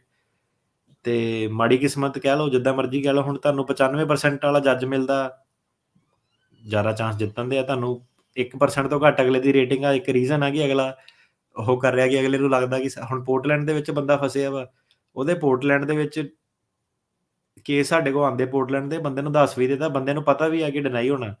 ਹੂੰ, ਹੂੰ। ਉਹ ਹੁਣ ਜਿੱਦਾਂ ਉਹ ਪ੍ਰੈਕਟੀਕਲ ਬੰਦੇ ਆ ਤੇ ਉਹ ਕਹਿੰਦੇ ਕਿ ਉਹਨਾਂ ਨੂੰ ਵੀ ਪਤਾ ਕਿ ਕੇਸ ਡਿਨਾਈ ਇੱਥੇ ਹੋਣਾ, ਰਾਈਟ? ਪਰ ਉਹਨਾਂ ਨੇ ਏਦਾਂ ਕਿ ਉਹਨਾਂ ਦਾ ਹਾਇਰ ਕਰਨ ਦਾ ਏਦਾਂ ਕਿ ਚੱਲ ਉੱਪਰਲੀ ਅਦਾਲਤ ਦੇ ਵਿੱਚ ਜਦੋਂ ਜਾਊਗਾ ਤੇ ਸ਼ਾਇਦ ਉੱਥੇ ਜਾ ਕੇ ਕੋਈ ਨਾ ਕੋਈ ਜਿਹੜਾ ਜੱਜ ਦਾ ਸੀਗਾ ਰਿਵਰਸਲ ਹੋ ਸਕਦਾ। ਉੱਥੇ ਨਿਊਟਰਲ ਜਿਹੜੀ ਫੋਰਮ ਸੀਗੀ ਤੇ ਕਈਆਂ ਦਾ ਉਹ ਉੱਥੇ ਇਸ ਹਿਸਾਬ ਦੇ ਨਾਲ ਉਹ ਹਾਇਰ ਕਰਦੇ ਆ ਤੇ ਕਈ ਲੋਕੀ ਫਿਰ ਸਿੰਪਲੀ ਇਹੀ ਹੈ ਕਿ ਹੌਸਲਾ ਚਾਹੀਦਾ ਤੇ ਹੌਸਲਾ ਹੁਣ ਬੰਦਾ ਤਾਂ ਕਿਤਾਬ ਦੇ ਹਿਸਾਬ ਨਾਲ ਚੱਲ ਸਕਦਾ, ਹੋਰ ਤਾਂ ਕੋਈ ਹੌਸਲਾ ਦੇ ਨਹੀਂ ਸਕਦਾ, ਰਾਈਟ? ਜੀ। ਚਲੋ ਜਿਹੜੇ ਇੰਤਜ਼ਾਰ ਕਰ ਰਹੇ ਆ ਵੀ ਭਾਈ ਫਿਰ ਹੁਣ ਇੰਤਜ਼ਾਰ ਕਰੋ। ਦੇਖੋ ਜੇ ਤੁਹਾਡਾ ਆਊਟ ਆਫ ਟਾਈਮ ਹੋਇਆ ਆ ਜਿੰਨਾ ਉਹਨਾਂ ਨੇ ਲਿਖਿਆ ਆ, ਇਨਕੁਆਇਰੀ ਵਗੈਰਾ ਜਿਹੜੀ ਉਹ ਤੁਸੀਂ ਪਾ ਸਕਦੇ ਹੈਗੇ ਆ। ਪਰ ਇੱਕ ਚੀਜ਼ ਜਿਹੜੀ ਅਟਾਰਨੀ ਟਿਰਕੀਆਣਾ ਜੀ ਆਈ ਥਿੰਕ ਉਹ ਤਾਂ ਪੱਕੀ ਹੋਈ ਆ ਵੀ ਜਿਹੜੇ ਕੇਸਾਂ ਦੇ ਵਿੱਚ ਚਾਹੇ ਫੈਮਿਲੀ ਇਮੀਗ੍ਰੇਸ਼ਨ ਆ ਜਾਂ ਕੋਈ ਹੋਰ ਆ, ਜਿੱਦਾਂ ਵਰਕਲੋਡ ਉਹਨਾਂ ਦਾ ਵੱਧਦਾ ਜਾ ਰਿਹਾ, ਨੰਬਰ ਆਫ ਕੇਸਿਸ ਆਉਂਦੇ ਜਾ ਰਹੇ ਆ, ਡਿਲੇਜ਼ ਵੀ ਨਾਲ ਦੇ ਨਾਲ ਹੀ ਜਿਹੜੇ ਉਹ ਵੱਧ ਰਹੇ। ਡਿਲੇ ਭਾਜੀ ਬਿਲਕੁਲ ਵੱਧ ਰਹੇ ਆ। ਮੇਨਲੀ ਹੁਣ ਇਹਦੇ ਵਿੱਚ ਇਹ ਹੈ ਕਿ ਜਿੱਦਾਂ ਦੱਸਿਆ ਕਿ ਬੈਕਲੌਗ ਜਿਹੜਾ ਸੀਗਾ ਨਾ, ਵੀਜ਼ਾ ਨੰਬਰ ਸੀਗੇ ਉਹ ਯੂਜ਼ ਨਹੀਂ ਇਹਨਾਂ ਨੇ ਕੀਤੇ ਸੀਗੇ ਹੂੰ। ਤੇ ਉਹਦੇ ਕਰਕੇ ਸੀਗਾ ਕਿ ਜੇ ਵੀਜ਼ਾ ਨੰਬਰ ਹੀ ਨਹੀਂ ਯੂਜ਼ ਇਹਨਾਂ ਨੇ ਕਰ ਪਾਏ ਤਾਂ ਵੀਜ਼ਾ ਦੇ ਵੀ ਨਹੀਂ ਸਕਦੇ, ਰਾਈਟ? ਸੋ ਬੈਕਲੌਗ ਇੱਕ ਰੀਜ਼ਨ ਇਹ ਵੀ ਸੀਗਾ ਕਿ ਤਾਂ ਕਰਕੇ ਵੀ ਜਿਹੜੇ ਸੀਗੇ ਵਧੇ ਸੀਗੇ। ਹੂੰ। ਜੀ। ਚਲੋ ਇਹ ਸਾਰੀਆਂ ਚੀਜ਼ਾਂ ਜਿਹੜੀਆਂ ਉਹ ਨਾਲ-ਨਾਲ ਜਿਹੜੀਆਂ ਚੱਲ ਰਹੀਆਂ ਤੇ ਪ੍ਰੋਗਰਾਮ ਨੂੰ ਹੁਣ ਆਪਾਂ ਇੱਥੇ ਹੀ ਜਿਹੜਾ ਉਹ ਸਮੇਟਾਂਗੇ ਤੇ ਜਾਣ ਤੋਂ ਪਹਿਲਾਂ ਅਲਵਿਦਾ ਆਖਦੇ ਹਾਂ 2022 ਨੂੰ, ਹੈਪੀ ਨਿਊ ਈਅਰ ਆਖਦੇ ਹਾਂ 2023 ਨੂੰ ਤੇ ਚਲੋ ਹੋਪਫੁਲੀ ਜਿਹੜਾ ਚੜ੍ਹਦਾ ਸਾਲ ਆ ਉਹ ਸਾਰਿਆਂ ਦੇ ਲਈ ਖੁਸ਼ਨੁਮਾ ਹੋਵੇ। ਜਿਹੜੇ ਤੁਸੀਂ ਉਮੀਦ ਕਰੀ ਬੈਠੇ ਹੋ ਉੱਦਾਂ ਦੇ ਤੁਹਾਨੂੰ ਜਿਹੜੇ ਉਹ ਫੈਸਲੇ ਸੁਣਨ ਨੂੰ ਮਿਲਣ, ਜਲਦੀ ਪਰਿਵਾਰ ਜਿਹੜੇ ਵਿਛੜੇ ਆ ਉਹ ਮਿਲ ਸਕਣ, ਇਹੀ ਪ੍ਰਮਾਤਮਾ ਅੱਗੇ ਅਰਦਾਸ ਕਰਦੇ ਆ। ਤੇ ਅਟਾਰਨੀ ਟਿਰਕੀਆਣਾ ਜੀ ਜਾਣ ਤੋਂ ਪਹਿਲਾਂ ਕੁਛ ਜੇ ਤੁਸੀਂ ਕਹਿਣਾ ਚਾਹੁੰਦੇ ਆ ਸੁਣਨ ਵਾਲਿਆਂ ਨੂੰ, ਦੇਖਣ ਵਾਲਿਆਂ ਨੂੰ? ਸੋ ਗੇਟ ਖੁੱਲੇ ਸੀਗੇ, ਉੱਥੇ ਫਾਇਦਾ ਹੋ ਗਿਆ। ਹੁਣ ਇਹ ਹੈ ਕਿ ਅਗਲਾ ਸਾਲ ਵੀ ਹੋਪਫੁਲੀ ਥੋੜ੍ਹਾ ਇੱਦਾਂ ਹੀ ਰਹੂਗਾ ਅਸਾਲਮ ਵਾਲਿਆਂ ਲਈ। ਉਹਨਾਂ ਦਾ ਮੇਰੇ ਹਿਸਾਬ ਨਾਲ ਤਾਂ ਇੱਦਾਂ ਹੀ ਚੱਲੂਗਾ। ਫੈਮਿਲੀ ਇਮੀਗ੍ਰੇਸ਼ਨ ਵਾਲਿਆਂ ਲਈ ਇਹ ਹੈ ਕਿ ਥੋੜ੍ਹਾ ਜਿਹਾ ਸਲੋ ਹੀ ਰਹੂਗਾ ਸਾਲ ਮੇਰੇ ਹਿਸਾਬ ਨਾਲ। ਬਾਕੀ ਹੁਣ ਇੱਦਾਂ ਹੈ ਕਿ ਪਰਸਨਲ ਲੈਵਲ ਤੇ ਤਾਂ ਇਹੀ ਹੈ ਕਿ ਹੁਣ ਵਕੀਲ ਦਾ ਵੀ ਕੰਮ ਉਦੋਂ ਹੀ ਚੱਲਦਾ ਜਦੋਂ ਬੰਦੇ ਨੂੰ ਬੈਨੀਫਿਟ ਮਿਲਦੇ ਆ, ਰਾਈਟ? ਤੇ ਹੁਣ ਇੱਦਾਂ ਕਿ ਜੇ ਐਂਡ ਆਫ ਦਾ ਡੇ ਤਾਂ ਇਹ ਹੈ ਕਿ ਜਿਹੜਾ ਬੰਦਾ ਆ ਰਿਹਾ ਉਹ ਇੱਕ ਕਲਾਇੰਟ ਹੈ, ਰਾਈਟ? ਸੋ ਵਕੀਲ ਨੂੰ ਵੀ ਕੋਈ ਔਖੇ ਸਿਸਟਮ ਦੇ ਵਿੱਚ ਫਾਇਦਾ ਨਹੀਂ ਹੁੰਦਾ। ਸੋ ਇਹ ਹੈ ਕਿ ਕਈ ਵਾਰੀ ਬੰਦਾ ਕਹਿੰਦਾ ਯਾਰ ਇਹ ਨੈਗੇਟਿਵ ਗੱਲ ਕਰ ਰਿਹਾ ਕਿ ਫੈਮਿਲੀ ਵਾਲੇ, ਮੇਰੇ ਗੱਲ ਕਰਨ ਨਾਲ ਤਾਂ ਕੁਛ ਹੋਣਾ ਨਹੀਂ, ਮੈਂ ਤਾਂ ਤੁਹਾਨੂੰ ਖਬਰ ਹੀ ਦੇ ਰਿਹਾ ਕਿ ਕੀ ਹੈ ਕਿੱਦਾਂ ਨਾ। ਸੋ ਜੀ। ਇਹ ਹੈ ਕਿ ਸਬਰ ਹੀ ਤੁਸੀਂ ਰੱਖ ਸਕਦੇ ਹੋ ਉਹਦੇ ਵਿੱਚ। ਕਈ ਹੁਣ ਕਿੰਨੀਆਂ ਸਾਡੇ ਕੋਲ ਕਾਲਾਂ ਆਉਂਦੀਆਂ, ਉਹ ਇਹ ਕਹਿੰਦੇ ਕਿ ਯਾਰ ਆਪਾਂ ਨਾ ਵਕੀਲ ਚੇਂਜ ਕਰ ਲੈਣਾ ਤੇ ਸਾਡਾ ਪ੍ਰੋਸੈਸ ਫਸਿਆ ਹੋਇਆ ਤੇ ਉਹਨੂੰ ਸਿੱਧੇ ਨਿਊਟਰਲ ਸਲਾਹ ਕਿ ਬਈ ਯਾਰ ਤੁਸੀਂ ਤੁਹਾਡਾ ਵਕੀਲ ਸਹੀ ਹੈ, ਤੁਸੀਂ ਉਹਨੂੰ ਹੀ ਰੱਖੋ। ਇਹਦੇ ਵਿੱਚ ਤੁਸੀਂ ਸਾਨੂੰ ਹਾਇਰ ਵੀ ਕਰੋਗੇ, ਕੋਈ ਇੱਦਾਂ ਨਹੀਂ ਕਿ ਕੋਈ ਮੈਂ ਜਾਦੂ ਕਰ ਦੇਣਾ ਜਾਂ ਉਹ ਕਰ ਦੇਣਾ। ਉਹ ਜਿਹੜੀ ਸਹੀ ਚੀਜ਼ ਆ ਉਹ ਸਹੀ ਚੀਜ਼ ਹੈ ਕਿ ਜਿਹੜੇ ਡਿਲੇ ਹੀ ਰਹਿਣੇ ਆ ਤੇ ਉਹਨੂੰ ਤੁਸੀਂ ਸਬਰ ਰੱਖੋ ਥੋੜ੍ਹਾ। ਜੋ ਵੀ ਆਪਣਾ ਵਕੀਲ ਤੁਹਾਡਾ ਹੈਗਾ ਉੱਤੇ ਟਰਸਟ ਰੱਖੋ। ਸਾਰਿਆਂ ਦੇ ਪਾਸੇ ਜਿਹੜਾ ਡਿਲੇ ਆ ਉਹ ਉੱਦਾਂ ਹੀ ਚੱਲ ਰਿਹਾ ਤੇ ਕਈਆਂ ਨੇ ਕੋਸ਼ਿਸ਼ ਕੀਤੀ ਕਿ ਕਾਂਗਰਸਮੈਨ ਨੂੰ ਲੈਟਰ ਪਵਾ ਲਈਏ, ਲਿਖ ਲਈਏ, ਉਹ ਕਰ ਲਈਏ। ਸੋ ਉਹ ਚੀਜ਼ਾਂ ਦਾ ਵੀ ਕੋਈ ਫਾਇਦਾ ਨਹੀਂ ਹੋ ਰਿਹਾ, ਕਿਉਂਕਿ ਕੋਈ ਏਦਾਂ ਨਹੀਂ ਕਿ ਇਮੀਗ੍ਰੇਸ਼ਨ ਨੇ ਕਿਸੇ ਦੀ ਲਾਈਨ ਜਿਹੜੀ ਹੈ ਉਹ ਬਾਈਪਾਸ ਕਰ ਦੇਣੀ ਆ। ਉਹਨਾਂ ਨੇ ਵੀ ਉਹੀ ਸਿਸਟਮ ਦੇ ਨਾਲ ਜਿਹੜਾ ਚੱਲਣਾ। ਸੋ ਇਹ ਚੱਕਰ ਦੇ ਵਿੱਚ ਕੀ ਹੈ ਕਿ ਕਈ ਵਾਰੀ ਬੰਦਾ ਕੀ ਕਹਿੰਦਾ ਕਿ ਚੱਲ ਯਾਰ ਮੈਂ ਇੱਥੇ ਪੈਸੇ ਸੁੱਟੇ, ਗੱਲ ਨਹੀਂ ਬਣੀ, ਕੋਈ ਹੋਰ ਵਕੀਲ ਕਰ ਲੈਣਾ, ਉਹ ਸ਼ਾਇਦ ਮੇਰਾ ਛੇਤੀ ਕਰਾ ਦੇਵੇ। ਤੇ ਉਹ ਵਕੀਲ ਕੀ ਕਹਿੰਦਾ ਕਿ ਕਾਂਗਰਸਮੈਨ ਦੇ ਉੱਪਰ ਲੈਟਰ ਪਵਾ ਦੇਣੇ, ਓਦਾਂ ਪਵਾ ਦੇਣੇ, ਫਿਰ ਬੰਦਾ ਆਪਣੇ ਪੈਸੇ ਸੁੱਟ ਦਿੰਦਾ। ਸੋ ਇਹ ਹੈ ਕਿ ਪੈਸੇ ਸੁੱਟਣ ਨਾਲ ਪ੍ਰੋਬਲਮ ਸੋਲਵ ਨਹੀਂ ਹੋਣੀ, ਜਿਹੜੇ ਡਿਲੇ ਆ ਉਹ ਚੱਲਦੇ ਰਹਿਣੇ ਆ। ਸੋ ਥੋੜ੍ਹਾ ਜਿਹਾ ਸਬਰ ਤੁਸੀਂ ਰੱਖੋ। ਜਿਹੜਾ ਕੋਟਾ ਨਾ, ਹੁਣ ਜਿਹੜਾ ਫੈਮਿਲੀ ਦੇ, ਸਿੰਪਲ ਗੱਲ, ਲੌਂਗ ਸਟੋਰੀ ਸ਼ਾਰਟ ਇਹ ਹੈਗੀ ਕਿ ਹਰੇਕ ਸਾਲ ਦਾ ਜਿੰਨਾ ਕੋਟਾ ਹੁੰਦਾ ਉਹਦੇ ਹਿਸਾਬ ਨਾਲ ਲਾਈਨਾਂ ਅੱਗੇ ਮੂਵ ਹੁੰਦੀਆਂ। ਤੇ ਇਹ ਜਿਹੜਾ ਕੋਟਾ ਸੀਗਾ, ਕੇਸ ਜਿਹੜੇ ਡਿਲੇ ਸੀਗੇ, ਵੇਸਟ ਹੋ ਗਿਆ। ਇਹਨਾਂ ਦੇ ਕੋਲ ਇੱਕ ਆਪਸ਼ਨ ਸੀਗੀ ਕਿ ਉਹ ਕੋਟੇ ਨੂੰ ਵਾਪਸ ਇਹ 2022 ਦੇ ਵਿੱਚ, 23 ਦੇ ਵਿੱਚ ਸੁੱਟ ਸਕਦੇ ਸੀਗੇ ਤੇ ਪ੍ਰੋਸੈਸ ਤੇਜ਼ ਹੋ ਜਾਣਾ ਸੀ, ਪਰ ਇਹਨਾਂ ਨੇ ਸੁੱਟਿਆ ਨਹੀਂ। ਸੋ ਕਹਿਣ ਦਾ ਮਤਲਬ ਹੈ ਕਿ ਕੋਟਾ ਉਹਨਾਂ ਦੇ ਕੋਲ ਇੰਨਾ ਹੀ ਆ। ਹੁਣ ਤੁਹਾਡੇ ਡਾਕੂਮੈਂਟ ਆ ਜਿਹੜੇ ਉਹ ਕੰਪਲੀਟ ਆ, ਤੁਹਾਨੂੰ ਵੇਟ ਕਰਨੀ ਪੈਣੀ ਆ, ਹੋਰ ਕੋਈ ਇਹਦੇ ਵਿੱਚ ਰਸਤਾ ਨਹੀਂ ਹੈਗਾ। ਜੀ, ਜੀ, ਬਿਲਕੁਲ। ਬਾਕੀ ਇਹ ਪ੍ਰੋਗਰਾਮ ਪੰਜਾਬੀ ਰੇਡੀਓ USA ਨੂੰ ਸੁਣਦੇ ਰਿਹਾ ਕਰੋ। ਪੋਲੀਟੀਕਲ ਅਪਡੇਟਸ ਕੀ ਚੱਲ ਰਹੀਆਂ ਆ ਪੰਜਾਬ ਦੇ ਵਿੱਚ, ਕੀ ਹਾਲਾਤ ਜਿਹੜੇ ਉਹ ਬਦਲਦੇ ਰਹਿੰਦੇ ਨੇ, ਚੇਂਜ ਕੰਟਰੀ ਕੰਡੀਸ਼ਨ ਦੇ, ਉਹ ਸਾਰੀਆਂ ਚੀਜ਼ਾਂ ਤੁਹਾਨੂੰ ਉਹ ਖਬਰਾਂ ਤੋਂ ਪਤਾ ਲੱਗਦੀਆਂ ਰਹਿੰਦੀਆਂ ਆ। ਸੋ ਉਹ ਤੁਸੀਂ ਸੁਣਦੇ ਰਿਹਾ ਕਰੋ। ਬਾਕੀ ਇਮੀਗ੍ਰੇਸ਼ਨ ਦਾ ਜਿਹੜਾ ਹਰ ਸੈਟਰਡੇ ਨੂੰ ਪ੍ਰੋਗਰਾਮ ਲੈ ਕੇ ਆਉਂਦੇ ਆ, 2 ਸਾਲ ਤੋਂ ਵੱਧ ਹੋ ਗਏ ਲਗਾਤਾਰ ਨੋਨ ਸਟਾਪ ਵਿਦਆਊਟ ਛੁੱਟੀ, ਚਾਹੇ ਜੀ, ਕਿਤੇ ਗਏ ਵੀ ਹੋਵੋ, ਉੱਥੋਂ ਵੀ ਆਪਾਂ ਜੁਆਇਨ ਕਰ ਲੈਂਦੇ ਹਾਂ। ਟਰਕੀਆਣਾ ਹੋਣਾ ਦਾ ਅਸੀਂ ਬਹੁਤ ਧੰਨਵਾਦ ਕਰਦੇ ਹਾਂ ਵੀ ਉਹ ਮੈਨੇਜ ਕਰਦੇ ਨੇ ਹਰ ਵਾਰੀ। ਹਾਂ, ਕਦੀ-ਕਦੀ ਕਾਲਸ ਨਹੀਂ ਲੈ ਹੁੰਦੀਆਂ, ਚਲੋ ਇੰਨਾ ਕੁ ਸਾਡੇ ਜਿਹੜੇ ਸੁਣਨ ਵਾਲੇ ਦਰਸ਼ਕ ਸਰੋਤੇ ਉਹ ਵੀ ਜਿਹੜੇ ਉਹ ਸਮਝਦੇ ਨੇ, ਅਸੀਂ ਧੰਨਵਾਦ ਕਰਦੇ ਹਾਂ। ਤੇ ਅਟਰਨੀ ਟਰਕੀਆਣਾ ਜੀ, ਥੈਂਕ ਯੂ ਵੈਰੀ ਮੱਚ ਜੀ, ਤੇ ਹੈਪੀ ਨਿਊ ਈਅਰ, ਰੱਬ ਰਾਖਾ ਜੀ। ਜੀ ਸਾਰਿਆਂ ਨੂੰ ਜੀ, stay safe, happy new year. ਤੇ ਸਰੋਤਿਓ, ਇੱਥੇ ਪ੍ਰੋਗਰਾਮ ਦੀ ਸਮਾਪਤੀ। ਮੇਰੇ ਵੱਲੋਂ ਵੀ ਸਭ ਨੂੰ ਪਿਆਰ ਭਰੀ ਨਿੱਘੀ ਸਤਿ ਸ਼੍ਰੀ ਅਕਾਲ। ਸੁਣਦੇ ਰਹੋ, ਦੇਖਦੇ ਰਹੋ ਪੰਜਾਬੀ ਰੇਡੀਓ USA।